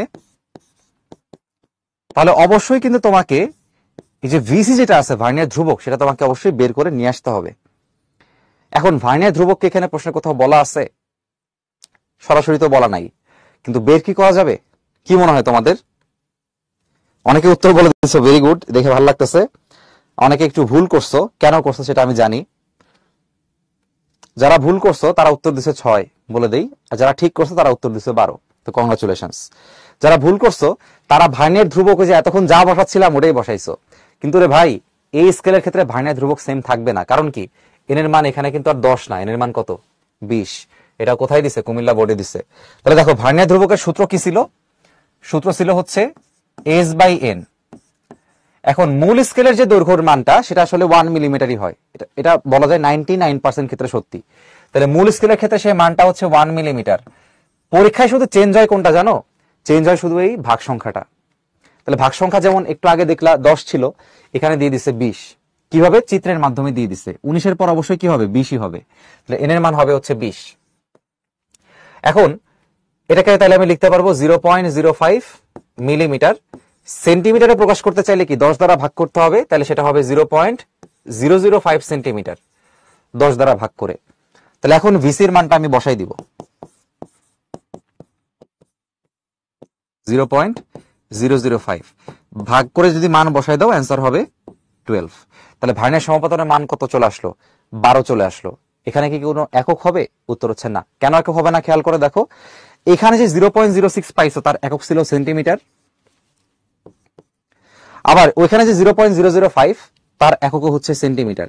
তাহলে সেন্টিমিটার কাটলে ভার্নিয়ার সমপাতনের কিন্তু কোনো একক থাকে না, আমি প্রথমে বলছিলাম। তাহলে সমপাতনের উত্তরটা আমরা পেয়ে গেলাম। তাহলে বলো তো, এই যে বোর্ড প্রশ্ন যেটা সলভ করলাম, এটা আমরা কি পারতাম কিনা? বলো, আমি না করাই দিলেও কি পারতাম কিনা? এন এর মান 20 কিভাবে লিখলাম? বুঝে নাই, বোধহয় পরে জয়েন করছে সম্ভবত। এন এর মান যে 20, এটা নিয়ে আমি আসলে পরে আসছিলাম আগে। এখানে গুনলেই বোঝা যায় ভার্নিয়ার যে স্কেলটা আছে, এখানে দেখো এইখানে ভার্নিয়ার স্কেলটা হচ্ছে এতটুকু। কতটুকু? এখান থেকে শুরু করে এতটুকু। তাহলে তার আগের দাগটা যদি 19 হয়, তাহলে আমরা এমনি বুঝতেই পারি যে 19-এর পর কি হবে? 20ই হবে। 19-এর পর তো 18 হবে না, বা 21 হবে না, 19-এর পর কি হবে? 20ই হবে। তার কারণ এটা হয় 10 হয় অথবা 20 হয়। দেখবা প্রশ্নগুলোতে হয় 10 থাকে অথবা 20 থাকে। তাহলে যেহেতু এটা 19, তার মানে অবশ্যই এটা কি হবে? 20ই হবে। তো এর মান কত? এখানে 20। তাহলে বলো, এটা কি আমরা পারতাম কিনা এমনিতেই? তা আশা করি আমরা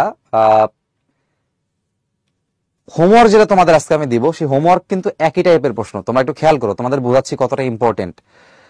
কুমিল্লা বোর্ড মাত্র সলভ করে আসলাম, 2024 সালের প্রশ্ন, মানে একদম রিসেন্ট প্রশ্ন।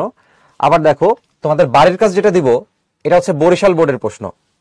এটাও কিন্তু দেখো 24। এখানেও খেয়াল করো, যন্ত্রের ভার্নিয়ার সমপাতন চাইছে। বুঝতে পারছো?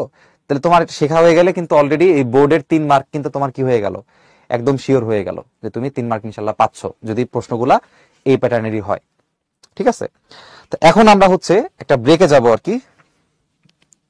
তো প্রথমেই চলো আমরা একটু সিমুলেশনটাই দেখে আসি, কারণ এগুলা সিমুলেশন ছাড়া দেখলে তুমি আসলে মনে রাখতে পারবা না। চলো প্রথমে দেখে আসি।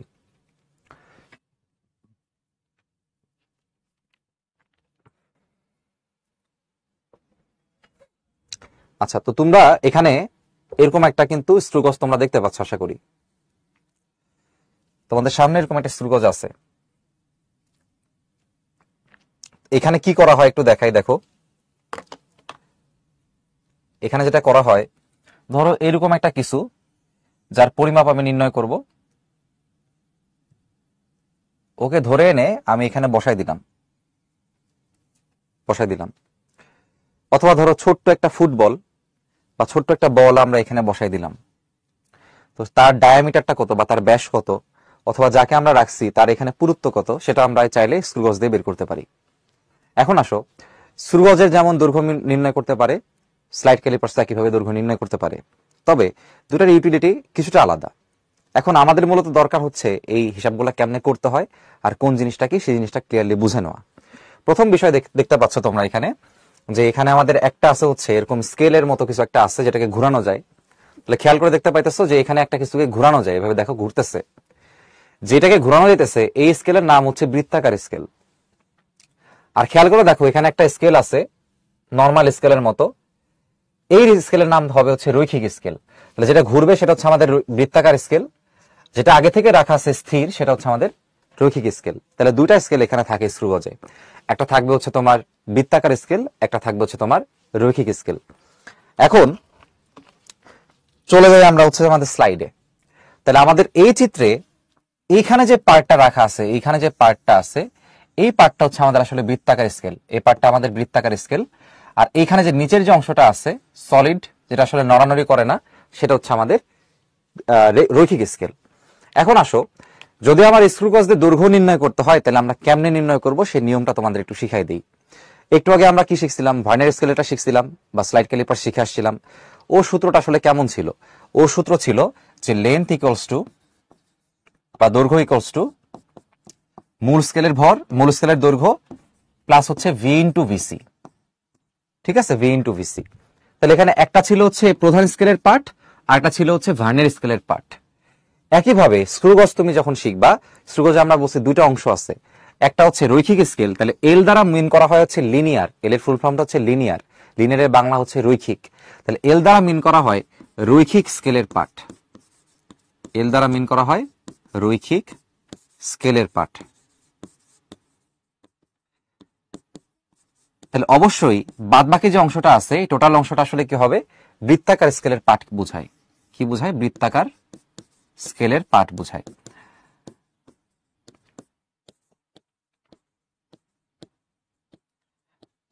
এখন আসো যে এইখানে আমাদের সি বলতে কি বোঝায় আর এলসি দ্বারা কি বোঝায়। এই এলসি এর ফুল ফর্মটা হচ্ছে বাংলায় হচ্ছে লঘিষ্ঠ গণন আর ইংলিশে হচ্ছে লিস্ট কাউন্ট। ইংলিশটা শিখো তাহলে তুমি বুঝবা কেন এলসি হইল লিস্ট কাউন্ট। লিস্ট মানে তো আমরা জানি সর্বনিম্ন যেটা, যেমন তোমরা তো শিখছোই ইংলিশে লেসের থেকেও যেটা কম সেটা হচ্ছে লিস্ট, তাই না? Superlative degree. তাহলে লিস্ট হচ্ছে লঘিষ্ঠ আর কাউন্ট মানে তো বুঝোই গুনতে পারা আর কি। তাহলে লঘিষ্ঠ গণন মানে হচ্ছে লিস্ট কাউন্টের বাংলাটা হচ্ছে লঘিষ্ঠ গণন, তাকে আমরা এলসি দিয়ে প্রকাশ করি। তাহলে এখানে এলসি তো বুঝলাম যে এলসি হচ্ছে লঘিষ্ঠ গণন। লঘিষ্ঠ গণন মিন করে যে সর্বনিম্ন সে কতটুকু পর্যন্ত অ্যাকুরেটলি মাপতে পারে। সর্বনিম্ন মানে সর্বনিম্ন বা লিস্ট পরিমাণ সে যতটুকু অ্যাকুরেটলি মাপতে পারে, এই জন্য বলা হয় লিস্ট কাউন্ট, যে সে এতটুকু পরিমাণ সর্বনিম্ন কাউন্ট করতে পারে, এর থেকে নিচে আর পারে না। ঠিক আছে, এই জন্য নামটা করা হয়েছে লিস্ট কাউন্ট। আর সিটা আসলে কোনটা সেটা তোমাদের একটু বুঝাই দিই। ভার্নিয়ার সমাপতন পড়ছিল না? ওখানে ছিল ভি ইন্টু ভিসি আর এখানে হচ্ছে সি ইন্টু এলসি। তাহলে ভিটা কি ছিল? ভার্নিয়ারের যে দাগটা মিলে যায়, আর এখানে সিটা কি হবে? বৃত্তাকার স্কেলের যে দাগটা মিলে যায়। এটা কি হবে? বৃত্তাকার স্কেলের যে দাগটা মিলে যায়। চলো সিটা একটু শিখে দিই, এখান থেকে শিখে ফেলে সিটা আসলে কি হবে। ধরো তুমি এটার জিনিসটা মাপতেছো, এটার হিসাবটা তুমি করতেছো, তাহলে তুমি এখন কি করবা? টাইট দিবা না? আস্তে আস্তে ঘুরায় ঘুরায় তুমি এভাবে টাইট দিবা। এখন দেখো তুমি যে যখন টাইট দিয়ে দিছো, টাইট দেওয়ার পর দেখো এই বৃত্তাকার স্কেলের যে 25 নাম্বার যে দাগটা আছে সেই 25 নাম্বার দাগটা এখানে হুবহু মিলে গেছে, এই লাইন বরাবর মিলে গেছে। তাহলে এখানে বৃত্তাকার স্কেলের যে সি এর যে ভ্যালুটা, সেই সি এর ভ্যালুটা আসলে কত হবে ভাইয়া? 25 হবে। সি এর ভ্যালু কত হবে? 25 হবে। আর তোমার যন্ত্রে দেখো এই যন্ত্রে বলা আছে অলরেডি পিচ হচ্ছে 1 মিলিমিটার। পিচের আইডিয়াতে পরে আসতেছি, আগে বলো এখানে সি এর মানটা সবাই বুঝছো কিনা, যে সি আসলে এখানে 25 আছে। সি এর কোনো একক নাই, এটা জাস্ট একটা দাগ। ঠিক আছে, তাহলে সবাই বলো এখানে যে সি 25 এটা কি বুঝছো? বুঝছো।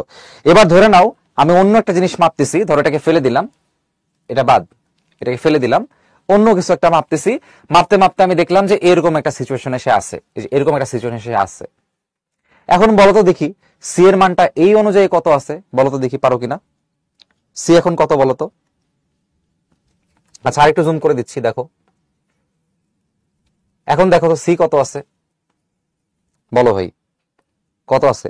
22। চলো দেখি চেক করে।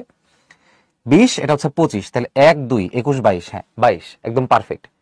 কত আছে এটা? এটা আমাদের আছে হচ্ছে 22-এ, 22তম দাগে। তাহলে সি এর ভ্যালুটা হচ্ছে যততম দাগটা একদম পারফেক্টলি মিলে যায়। এখন আসো, যন্ত্রে অধিকাংশ সময় পিচের মানটা বলা থাকে, যন্ত্রে লিখে দেয়, ধরে নাও বাই চান্স বলে দেয় নাই, তখন কি করবা? বাই চান্স বলে না দিলে কোনো পেইন নেওয়ার কিছু নাই। পিচ বলতে কি বোঝায় সেটা আমি তোমাদের এখন শিখাই দিব। পিচ বলতে কি মিন করে চলো আমরা একটু আগের পেজে একটু সবাই লিখে রাখি, সবাই খাতায় লেখো, সবাই খাতায় এই সংজ্ঞাটা একটু লিখে রাখো। পিচ সবাই লিখে রাখো, বৃত্তাকার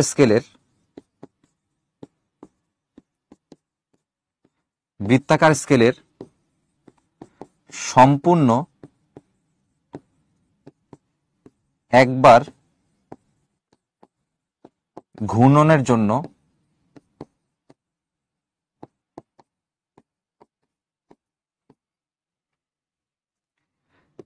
এর রৈখিক স্কেল বরাবর সরণকে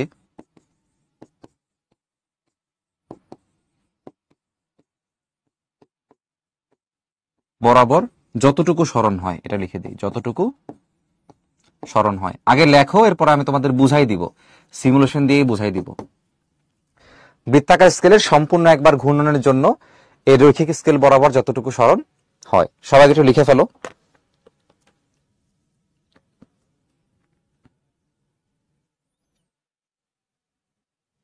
সবাই লিখছো?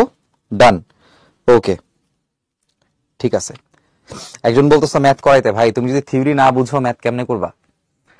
ম্যাথে তুমি গাইড দেখেও প্র্যাকটিস করতে পারবা, তাই না? থিওরিটা বুঝে নাও ভালো করে। এখন আসো, এখন কথা হচ্ছে, ঠিক আছে বুঝলাম ভাই যে বৃত্তাকার স্কেল একবার ঘুরবে, তখন রৈখিক স্কেল বরাবর সে যতটুকু সরে যাবে, সরণ মানে কি যতটুকু সরে যায়। তাহলে এখন আসো তো সিমুলেশনে আবার একটু ব্যাক করি আমরা, একটু সবাই একটু মনোযোগ দাও, হ্যাঁ একটু মনোযোগ দাও। সম্পূর্ণ ঘূর্ণন মানে কি? সম্পূর্ণ ঘূর্ণন মানে হচ্ছে, ধরো তোমাদের যেখানে দেখতে পাচ্ছ এখানে জিরো আছে, আমি একদম একটা কাজ করি, জিরোতে নিয়ে যাই, হ্যাঁ একদম জিরোতে নিয়ে যাই, একদম যন্ত্র এর থেকে আর চেঞ্জ করা যায় না, একদম সে এখন জিরোতে আছে। এখন যদি পুরাপুরি আমি ঘুরাই, ধরো 5 দাগ 10 দাগ 15 দাগ, হ্যাঁ 20 দাগ, এভাবে আস্তে আস্তে ঘুরায় আমি যদি আবার জিরোতে যাই, তাহলে সেটা পূর্ণ ঘূর্ণন হবে। ঘুরাইতে আমি কোথায় গেলাম দেখো, আবার এই যে জিরোতে চলে আসলাম। পুরা একবার ঘুরায় আরেকটু হয়, আসে না কেন? এটা এখন মুভ করতেছে, আচ্ছা এই যে দেখো জিরোতে আসছে, দেখো জিরোতে যখন আসছে, সম্পূর্ণ যখন একবার ঘুরছে, একটু কিন্তু এই যে এখান থেকে এতটুকু কিন্তু সেটা শিফট হয়ে গেছে, তাই না? এতটুকু কিন্তু সে শিফট হয়ে গেছে, এটা কি সবাই দেখতেছো? সবাই কি বুঝছো? সে আগে ছিল জিরোতে, এখন একবার ঘূর্ণনের কারণে সে কয় ঘর আগাইছে? এক ঘর আগাইছে। খেয়াল করে, এবার আর একবার ঘোরাবো, আবার যখন জিরো থেকে শুরু করে আবার জিরোতে নিলাম, তখন 1 2, এই 2 নাম্বার ঘরটা তোমরা দেখতেছো না কারণ একদম লেগে আছে। 2 বার ঘোরানোর কারণে সে 2 ঘর আগাইলো। এবার দেখো 3 বার যদি আমি ঘুরাই, তাহলে দেখো ভাই, দেখো 3 বার ঘুরাইলে সে 3 দাগ আসতেছে, 3 বার ঘুরাইলে সে 3 দাগ আসতেছে। মজার বিষয় হচ্ছে, এখানে যে লেখা ছিল না যে পিচ মানে 1 মিলিমিটার, দ্যাট মিনস, সেটা কি মিন করে মনোযোগ দিয়ে শুনো, সেটা মিন করে যে একবার ঘুরলে সে রৈখিক স্কেল বরাবর 1 মিলিমিটার সরে যায়। কতটুকু সরে যায়? 1 মিলিমিটার। এবং আমরা কিন্তু জানতাম যে রৈখিক স্কেলের ক্ষুদ্রতম এক ধরের দৈর্ঘ্য হচ্ছে 1 মিলিমিটার। এটাকে পিচ বলে। এবার সবাই বুঝছো কিনা আমাকে একটু জানাও। এবার বলো আমাকে, আমরা কি বুঝছি কিনা বলো। আমার মনে হয় এরপরে আর কোনো ডাউট থাকার কথা না, কারণ পার্সোনালি মানে যন্ত্র বলো আর যাই কিছু বলো না কেন, এই সিমুলেশন দিয়ে দেখাইলে আর কোনো ডাউট থাকার কথা না আর কি। ওকে, ভেরি গুড। এবার চলো, তাহলে আমরা বুঝলাম যে পিচ আসলে কেন এখানে 1 মিলিমিটার, কারণ একবার পুরোটা ঘুরলে সে এক ঘর এদিকে শিফট হয়ে যেতেছে। ঠিক আছে, এখন চলে আসি, তাহলে পিচ তো আমরা বুঝলাম। আর বৃত্তাকার স্কেলের এখানে কি লেখা আছে ভাইয়া? ভাগ সংখ্যা লেখা আছে। তাহলে দেখো, ওইখানে আমাদের পিচের মান ছিল 1 মিলিমিটার ওই যন্ত্র অনুযায়ী, আর বৃত্তাকার স্কেলের ভাগ সংখ্যা আসলে কোনটা? চলো তো চেক করে আসি। তোমরা আমাকে বলো তো, এই বৃত্তাকার স্কেলের ভাগ সংখ্যা কয়টা? দেখি তো, বুদ্ধি করে বলো তো, দেখি পারো কিনা। এই বৃত্তাকার স্কেলের ভাগ সংখ্যা কয়টা বলো? এটা তো ঝামেলা। বলো দেখি, এই বৃত্তাকার স্কেলের ভাগ সংখ্যা কয়টা? দেখো, এটা দেখলেই বোঝা যায়, জিরো থেকে শুরু হয়ে আবার জিরোতে যখন আসে তখন কি এখানে 45 আছে, তাহলে এখানে জিরো, তাহলে 45-এর পর কত হবে? 50 হবে। তাহলে এখানে ভাগ সংখ্যা কত বলো? 50, ভেরি গুড, তোমরা বলে দিছো। 100 না রে ভাই, 100 না, এখানে তো দেখ লেখাই আছে, দেখো এই যে এখানে লেখাই আছে, এখানে দেখো 50 দেওয়া আছে। সিএসডি কাউন্ট, সিএসডি মানে কি? Circular scale division count. এখানে আমি তো দিয়েই দিছি 50, 100 কেমনে হবে? যদি এখানে আমি 100 সেট করে দেই, পাইলে না তুমি এখানে যে আরো দাগ দেখবা, দেখো 95 0 মানে 100 হয়ে গেল, বুঝছো? এইভাবে যন্ত্র চেঞ্জ করা যায়। এখন যন্ত্র তুমি বাজার থেকে যখন কিনবা, আমি তো সিমুলেশন দেখাইতেছি দেখে এটা চেঞ্জ করা যাচ্ছে। বাজার থেকে কিনলে 50 ঘরের জন্য একটা যন্ত্র কিনতে হবে, 100 ঘরের জন্য আরেকটা যন্ত্র কিনতে হবে, ঠিক আছে? দুজনের ভাগ সংখ্যা আলাদা হবে, লঘিষ্ঠ গণনা আলাদা হবে। যাই হোক, যদি 50 ঘর থাকে, আমি আবার 50 ঘরে ব্যাক করে নিয়ে গেলাম। যদি এরকম 50 ঘর থাকে, তাহলে আমি এখন এন এর মান বসাবো হচ্ছে 50, তাহলে আমাদের এখানে উত্তর আসবে 0.02 মিলিমিটার। তাহলে সবাই আমাকে একযোগে বলেন, আমরা সবাই লঘিষ্ঠ গণন ক্লিয়ারলি বুঝতে পারছি কিনা, যে লঘিষ্ঠ গণন কেমনে বের করা যায়? দেওয়া থাকলে তো আলহামদুলিল্লাহ, না দেওয়া থাকলে আমরা কি বের করতে পারবো কিনা বলেন? ওকে, ঠিক আছে। এখন আমরা চলে আসবো এই প্রশ্নটাতে। আমরা একটু দেখতে চাই যেটা আসলে আমরা পারি কিনা। একটা স্ক্রু গজের লঘিষ্ঠ গণন দিয়ে দিছে, দেখো মাশাআল্লাহ, লঘিষ্ঠ গণন দিয়ে দিছে, তার মানে আমাকে কিন্তু এলসি এর মান সে দিয়ে দিছে। লঘিষ্ঠ গণন, লিস্ট কাউন্ট, এলসি, ঠিক আছে? স্লাইড ক্যালিপার্স ব্যবহার করে, স্লাইড ক্যালিপার্স কেন বলতেছে? কারণ সেখানে ওই যে স্কেল আছে দুই রকমের দুইটা স্কেল আছে, এটাকে স্লাইড ক্যালিপার্স বলা যায় অনেক সময়। ব্যাস পরিমাপের ক্ষেত্রে রৈখিক স্কেল পার্ট আছে একটা, বৃত্তাকার স্কেল একটা পার্ট আছে। তাহলে রৈখিক স্কেলের যে পার্ট, তাকে আমরা বলতেছি হচ্ছে তোমার এল। এল এর মানে হচ্ছে লিনিয়ার, লিনিয়ারের বাংলা হচ্ছে রৈখিক। তাহলে সেই এল এর মানটা কত? 5 মিলিমিটার। আর বৃত্তাকার স্কেলের যে পার্ট, দেখো কোনো একক নাই, বৃত্তাকার স্কেলের পার্টকে আমি সি দ্বারা পড়াইছিলাম, আশা করি মনে আছে। এই যে যেমন এখানে সি হচ্ছে 5, আবার যখন বৃত্তাকার স্কেলটা যখন তোমার মনে করো এখানে চলে আসবে, ধরো এখানে 20 আসছে, তাহলে এটা হবে হচ্ছে সি এর মান 20। তাহলে বৃত্তাকার স্কেলের পার্টটা এখানে প্রশ্ন বলে দিছে 45, তাহলে সি হচ্ছে আমাদের এখানে 45। এখন চাইছে তারটির ব্যাস কত? তারটির ব্যাস কত?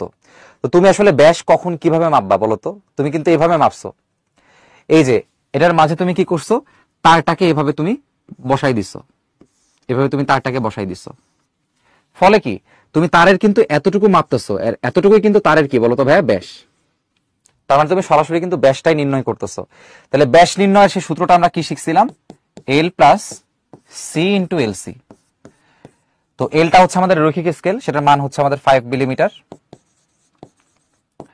সি এর মানটা হচ্ছে আমাদের 45, আর এলসি হচ্ছে আমাদের 0.01। এখানেও মিলিমিটার, ওখানেও মিলিমিটার, খুবই সুন্দর। তাহলে 5 মিলিমিটার প্লাস 0.45 মিলিমিটার, তাহলে আমাদের উত্তর আসবে 5.45 মিলিমিটার। এই তো হয়ে গেল। তাহলে দেখতেছো কতটা সহজ। তবে মনে রাখো, এই যে আমরা যে স্ক্রুগজটা শিখলাম, স্ক্রুগজ থেকে তোমার স্লাইড ক্যালিপার্সের অঙ্ক সবচেয়ে বেশি আসে, স্ক্রুগজের অঙ্কটা কম আসে। আর স্লাইড ক্যালিপার্স যে শিখছি আমরা এর আগে, সেটা হচ্ছে বেশি আসে। তো আমি দুটোই তোমাদের শিখাই রাখলাম আর কি। আচ্ছা, এখন চলো আমরা ব্যালেন্সের কথা বলি। ধরো তুমি বাজারে ফল কিনতে গেছো, তুমি ফল কিনছো হচ্ছে ধরো 1.54 কেজি। কতটুকু কিনছো? 1.54 কেজি কিনছো। আর বাজারে তুমি ধরো এবার গোল্ড কিনতে গেছো, গোল্ড, তো গোল্ডের দাম তো আসলে অনেক, তো একটু যদি ওজন কম 19-20 হয়, সেখানে কিন্তু দামের পার্থক্যটা অনেক হয়। তাহলে গোল্ড সেল করা হয় হচ্ছে ভরিতে অথবা গ্রামে, ঠিক আছে? তো স্বর্ণকাররা গ্রামে জিনিসটাকে আসলে সেল করে। তো ধরো তুমি গোল্ড কিনছো হচ্ছে 54.3213 এত গ্রাম। এখন বলতে পারো যে ভাই এখানে 4 ঘর কেন নেয়? তার কারণ কি ভাই? তার কারণ হচ্ছে এই গোল্ডের যে মেজারমেন্ট একটু কম বেশি হলে দামের পার্থক্য কি অনেক। ফলের ক্ষেত্রে তো কাহিনীটা ওইরকম না। তার মানে এক একটা জিনিস পরিমাপের জন্য এক এক রকম ব্যালেন্স তোমার দরকার পড়ে। তুমি এখানে ক্লিয়ারলি কিন্তু দেখতে পাচ্ছ যে এখানে দশমিকের পর আমাদের ঘর আছে হচ্ছে 2টা, আর এখানে ঘর আছে কয়টা ভাইয়া? 4টা। তো তোমার যেখানে 2 ঘর আছে সেটাকে আমরা বলবো হচ্ছে 2 ডিজিট ব্যালেন্স। যেখানে তোমার 4 ঘর আছে সেটাকে তুমি বলবা হচ্ছে 4 ডিজিট ব্যালেন্স। এরকম ভাবে তোমার ব্যালেন্স আসলে হচ্ছে 2 ধরনের আছে, একটা হচ্ছে 2 ডিজিট ব্যালেন্স, আর একটা হচ্ছে তোমার 4 ডিজিট ব্যালেন্স। কোনটা বেশি প্রিসাইজ? ইউ অলরেডি নো যে কোনটা বেশি প্রিসাইজ। যেখানে আমাদের বেশি বেশি মান আসতেছে সেই জিনিসটাই কিন্তু আমার বেশি প্রিসাইজ। ঠিক আছে, এখন আমরা চলে আসি সামনের দিকে। থামাঘড়ি মানে স্টপওয়াচ। থামাঘড়ি শব্দটা দেখলে মনে হতে পারে এই জিনিসটা আবার কি জিনিস ভাই, এটা আসলে স্টপওয়াচের কি বাংলা। সুতরাং এটা পড়ানোর আসলে কিছু নাই, এটা তোমরা অলরেডি জানো। বই আমাদের কোনো মেকানিজম নাই, খালি স্টপওয়াচ ব্যবহার করে বিভিন্ন যে এক্সপেরিমেন্ট, এগুলা ধরো দৌড় দিলা স্টপওয়াচ দিয়ে মাপতেছো, কোনো কিছু গড়াই দিলা স্টপওয়াচ দিয়ে মাপতেছো কত দূর গেল, এরকম আর কি। এবার আসো খুবই গুরুত্বপূর্ণ একটা অংশ, সেটা হচ্ছে পরিমাপের ত্রুটি এবং নির্ভুলতা। 4 নাম্বারের প্রশ্ন এখান থেকে আসে, 4 নাম্বারের। সুতরাং সবাইকে ভালো করে শিখতে হবে। প্রথম জিনিসটা দেখো, চূড়ান্ত ত্রুটি, যেটার মান হচ্ছে প্রকৃত মান মাইনাস পরীক্ষালব্ধ মান। এখন তোমাদের একটা এক্সাম্পল দেই। ধরে নাও একটা স্কেলের দৈর্ঘ্যের মান আছে হচ্ছে তোমার 1 মিটার, একটা মিটার স্কেল। মিটার স্কেলের প্রকৃত দৈর্ঘ্য কত হয়? মিটার স্কেলের প্রকৃত দৈর্ঘ্য হয় হচ্ছে তোমার 1 মিটার। এবার ধরো তুমি মাপছো, তুমি পরিমাপ করে দেখলা, তুমি পরিমাপ করে দেখছো, পরিমাপকৃত মান তুমি পরিমাপ করে দেখছো, তার মান আসছে 0.99 মিটার, মানে একটু কম আসছে। তাহলে তোমরা আমাকে বলো তো, এটা কি আসলে ত্রুটি হয়েছে নাকি ত্রুটি হয় নাই? কি মনে হয়, ভুল কি হয়েছে নাকি হয় নাই?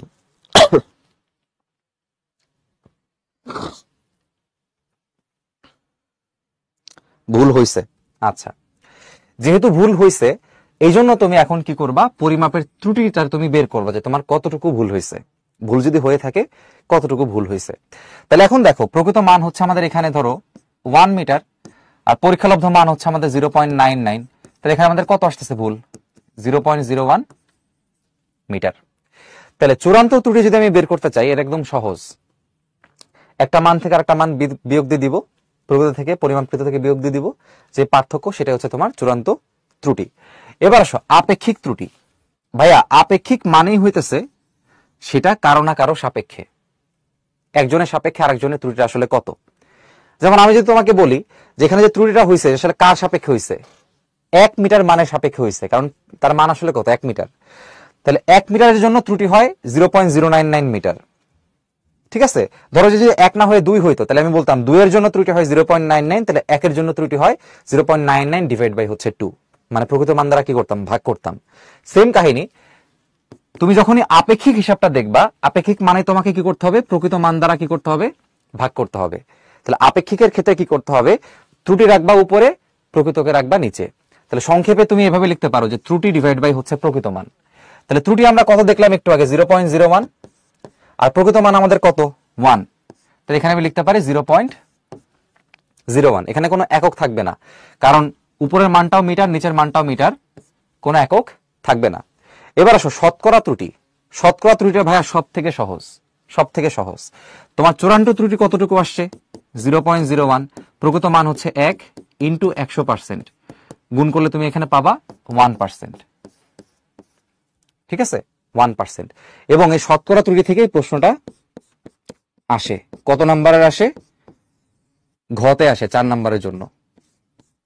আমরা কয়েকটাই প্র্যাকটিস করাবো, কোনো টেনশন নিও না, কয়েকটা প্র্যাকটিস করাবো, ইনশাল্লাহ ক্লিয়ার হয়ে যাবা। হ্যাঁ, একটু ওয়েট করো, কিভাবে দেওয়া থাকে পরীক্ষায় সেটা আমি দেখাচ্ছি। আচ্ছা, এখন আমরা চলে আসি এই কুইজ 5টা আমরা একটু পার্টিসিপেট সবাই করি। এখানে কিন্তু খেয়াল করো, দৈর্ঘ্য পরিমাপের আপেক্ষিক ত্রুটি চাইছে, এখানে কিন্তু তোমার শতকরা ত্রুটি চাই নাই। আর তার আগে একটু বলে রাখি, ধরে নাও দণ্ডের একটা দৈর্ঘ্য নির্ণয় করা হচ্ছে, আমরা পোল একটু পরে লঞ্চ করবো, আগে একটু শুনো। দণ্ডের একটা দৈর্ঘ্য আমরা মাপতেছি। তো ধরো তুমি দণ্ডের দৈর্ঘ্য মেপে তুমি বলছো, তোমাকে দিয়ে ধরো মাপাইছি, তুমি বলছো যে ভাইয়া এটার দৈর্ঘ্যের মান 12 সেন্টিমিটার, কিন্তু 12 সেন্টিমিটারের সাথে 0.05 সেন্টিমিটার বেশিও হইতে পারে, কমও হইতে পারে। অর্থাৎ তুমি একটু ডাউটফুল আছো যে ভাই এখানে আমার ভুল হইতে পারে, আমার 0.05 সেন্টিমিটার বেশিও হইতে পারে, কমও হইতে পারে। এই যে বেশি হইতে পারে সেজন্য একটা কি দেওয়া আছে প্লাস, কমও হইতে পারে জন্য একটা কি দেওয়া আছে মাইনাস। তার মানে তোমার যে দৈর্ঘ্যের মানটা 12 প্লাস মাইনাস 0.05, সেখানে তোমার প্রকৃত মান আসলে কোনটা, 12। আর তোমার যে ভুলটা হইছে, কতটুকু কম বেশি তোমার হইছে, সেটা হচ্ছে তোমার পরে, প্লাস মাইনাসের পরে। তাহলে এখন যদি তোমাকে এরকম আপেক্ষিক ত্রুটি বের করতে বলে, তাহলে আমরা জানি যে আপেক্ষিক ত্রুটি মানে হচ্ছে ত্রুটি ডিভাইডেড বাই প্রকৃত মান। এখন তোমরা একটা চেষ্টা করে দেখো তো ভাইয়া পারো কিনা। সবার এটা পারার কথা বা সবার এটা পারা উচিত, সবাই এটা চেষ্টা করো তো দেখি কি অবস্থা।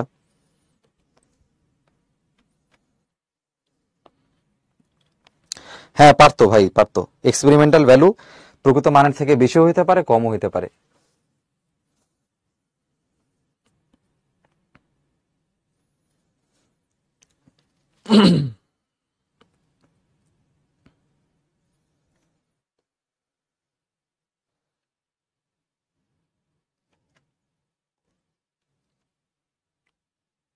আপেক্ষিক ত্রুটি হচ্ছে প্রকৃত মানের সাপেক্ষে ত্রুটি। এই জন্য প্রকৃত মানকে আমরা নিচে বসাইছি, যার মান হচ্ছে 12, আর ত্রুটির মানটা হচ্ছে 0.05।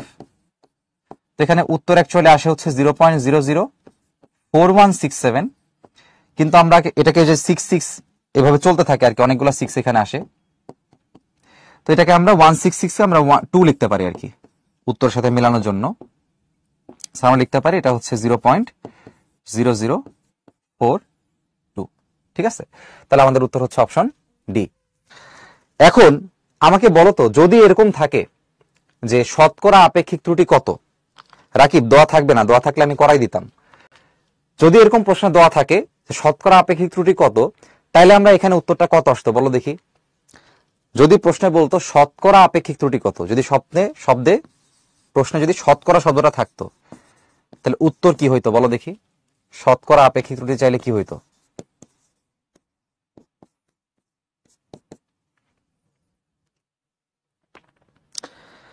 না, শতকরা থাকলে একটা পার্সেন্ট থাকতে হবে উত্তরে। শতকরা থাকলে কি করবা, আপেক্ষিক ত্রুটির যেই মানটা আসবে সেই মানটার সাথে জাস্ট কি করবে, 100% গুণ করে দিবা।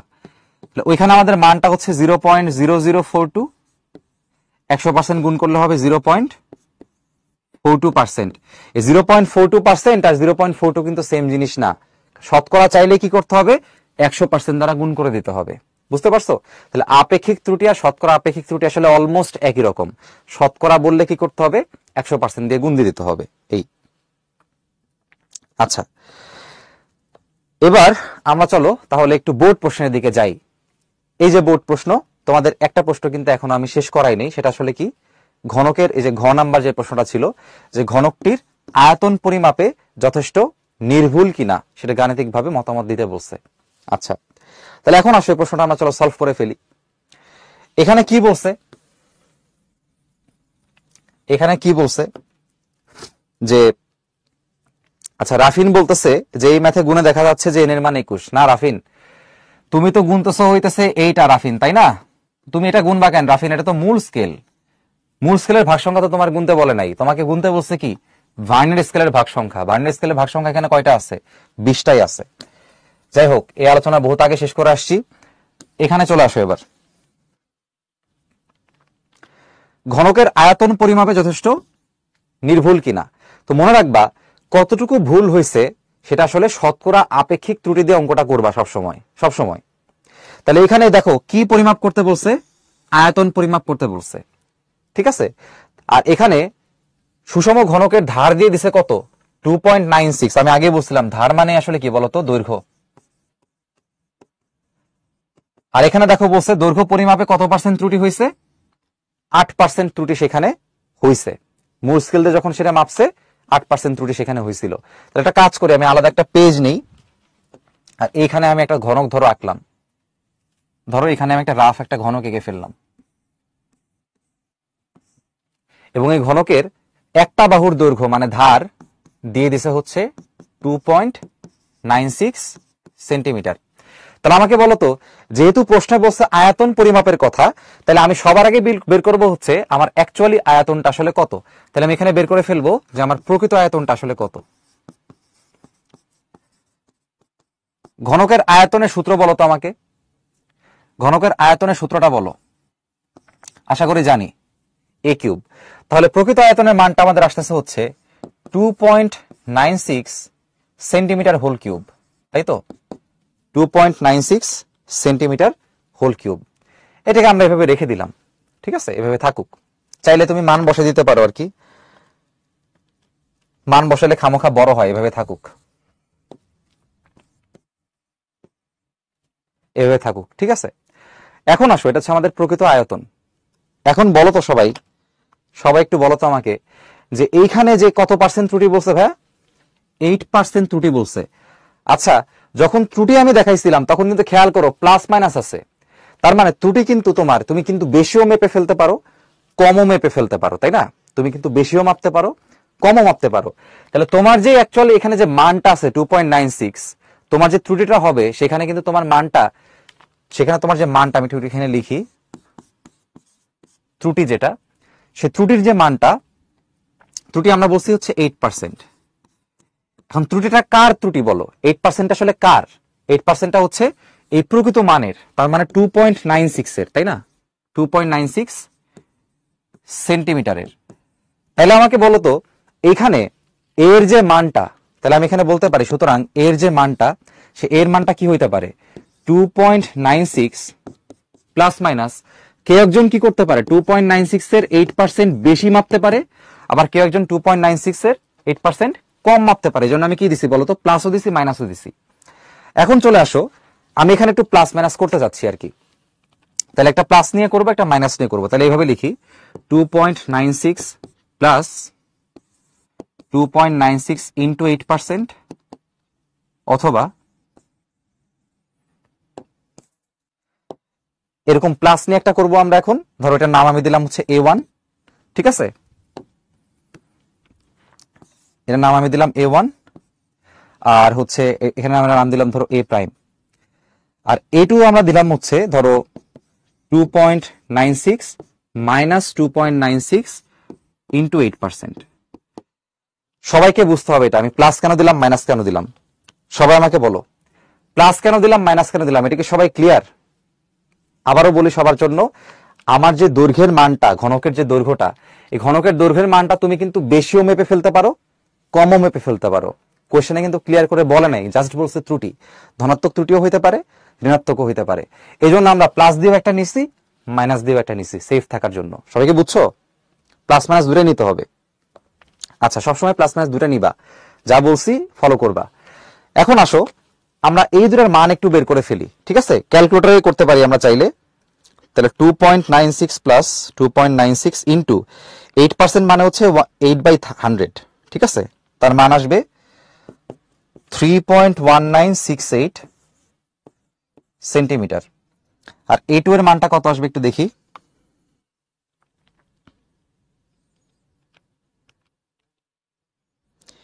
এটার মান আসবে 2.7232 সেন্টিমিটার। তাহলে আমাদের এখানে কয়টা আমরা দৈর্ঘ্যের মান পাইছি বলতো? দুইটা। A1 একটা পাইছি যেটা হচ্ছে কম, যেটা হচ্ছে দৈর্ঘ্যের মানটা বেশি, আর একটা পাইছি হচ্ছে A2 যেখানে দৈর্ঘ্যের মানটা কি একটু কম। এখন তাহলে আমরা এভাবে বলি দেখো যে A1 এর জন্য যে আয়তনটা থাকবে সেই আয়তনের নাম আমি দিলাম V1, তার মানটা অবশ্যই হবে A1 কিউব, তার মানটা অবশ্যই হবে A1 কিউব। তো A1 কিউব আমাদের কত?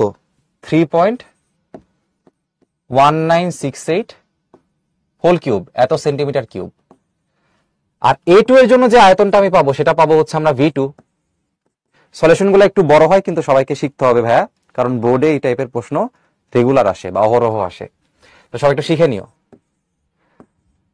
তাহলে A2 কিউব, সে A2 কিউব কি হবে? 2.7232 কিউব সেন্টিমিটার কিউব। আমি ইচ্ছা করে মান বসাচ্ছি না, কারণ মান বসাইলে অনেক বড় হয়ে যাবে। আচ্ছা, এখন আমাকে বলো তো এইখানে যে দুটা আয়তন তুমি পাইছো, এই যে V1 এর যে দুটা মান তুমি পাইছো আর V2 যেটা পাইছো, এই দুটা কি সঠিক মান নাকি এই দুটা আসলে ভুল আছে? বলতো এই দুটা কি সঠিক মান? এই যে দুটা আয়তন তুমি V1 V2 বের করছো, আর প্রথম যে প্রকৃত আয়তনটা তুমি বের করছো V, তারা তো ডেফিনেটলি সমান না, ডেফিনেটলি সমান না। তাহলে আমাকে বলো এখানে যে V1 বের করছো, V2 বের করছো, এটা কি অ্যাকচুয়াল ভ্যালু? অ্যাকচুয়াল না, এখানে ভুল আছে। তাহলে এখন তোমাকে বের করতে হবে ভাইয়া যে কতটুকু ভুল সেখানে আছে। তাহলে আমরা এখন ত্রুটি বের করব, ঠিক আছে? আমরা এখন পরম ত্রুটি বের করব, এটাকে আমরা বলি হচ্ছে পরম ত্রুটি। যে বিয়োগ করে যেটা বের করে এটাকে আমরা বলি হচ্ছে পরম ত্রুটি। তাহলে পরম ত্রুটি আমি একটা নাম দিলাম E1, একটা নাম দিলাম হচ্ছে E2। তাহলে E1 কি হবে? E1 কি হবে দেখো তো, একটা হচ্ছে তোমার ধরো V1 এর সাথে আমি V এর ডিফারেন্সটা দেখবো। তাহলে V1টা দেখো বড়, এই যে 3.19, এটা 2.96, তাহলে V1 থেকে আমি কি করব, V কে মাইনাস করব। আর E2 যেটা, V2 এর মান দেখো একটু ছোট 2.7, আর এটা হচ্ছে 2.96, তাহলে এখানে কিন্তু কি আছে তোমার, এই V এর মানটা কিন্তু বড়। তাহলে এবার আমি V থেকে V2টাকে মাইনাস করব। তাহলে V1 কে আমি এখানে লিখতে পারি 3.1968 কিউব মাইনাস 2.96 কিউব, কত আসে এবার আমি একবারে লিখবো। এভাবে লেখার সুবিধা আছে, তুমি অ্যাকুরেট ভ্যালু পাবা, ঠিক আছে। 6.7354 সেন্টিমিটার কিউব। আর এখানে এবার একটু বের করি, ভি হচ্ছে আমাদের কত আছে 2.96 কিউব, আর V2 আছে আমাদের হচ্ছে 2.7232 কিউব। কত আসে একটু দেখি,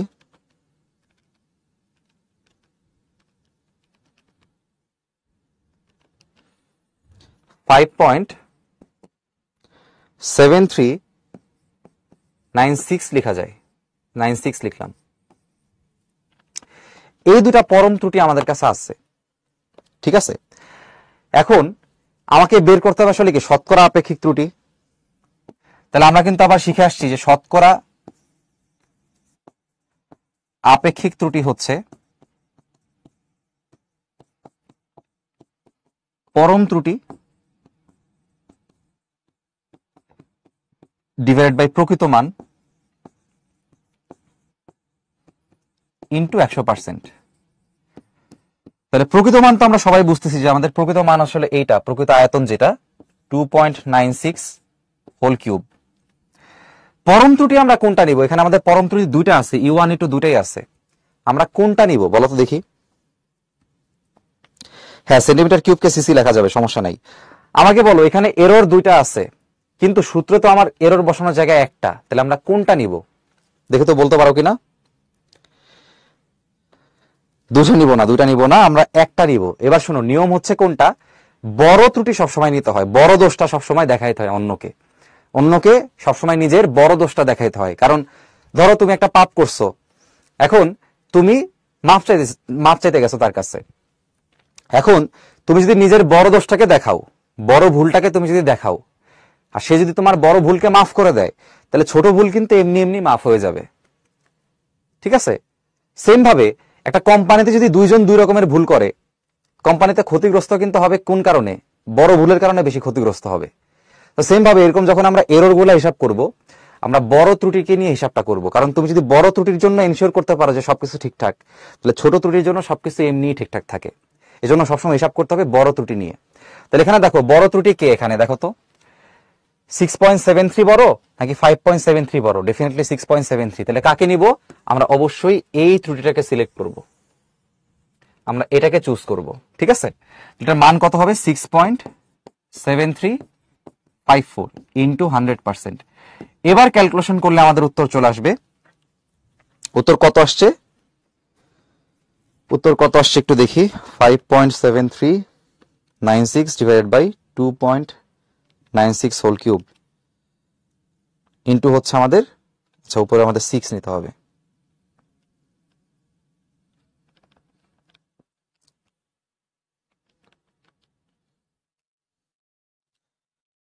$25.97।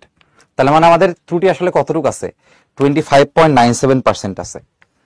এখন চলো আমরা একটু প্রশ্নে ফেরত যাই। প্রশ্নে দেখো কি বলছে, আয়তন পরিমাপে যথেষ্ট নির্ভুল কিনা।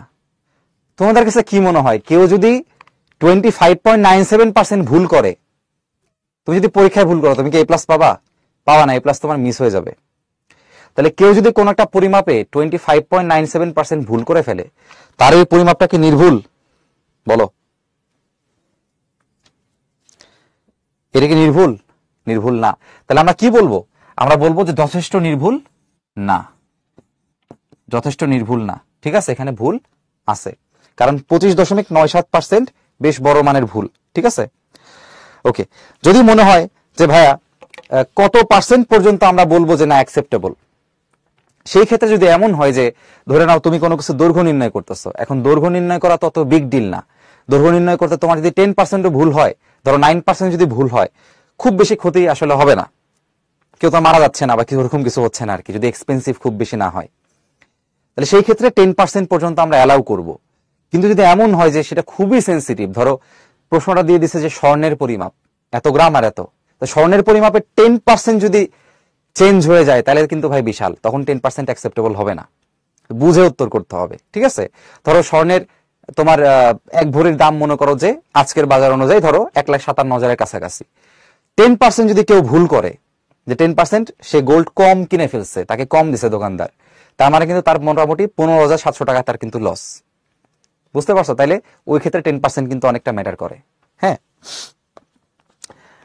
সো এই হচ্ছে বিষয়। এবার দেখাই তোমাদের যে যা শিখাইছি তোমাদের কোথায় কাজে লাগবে।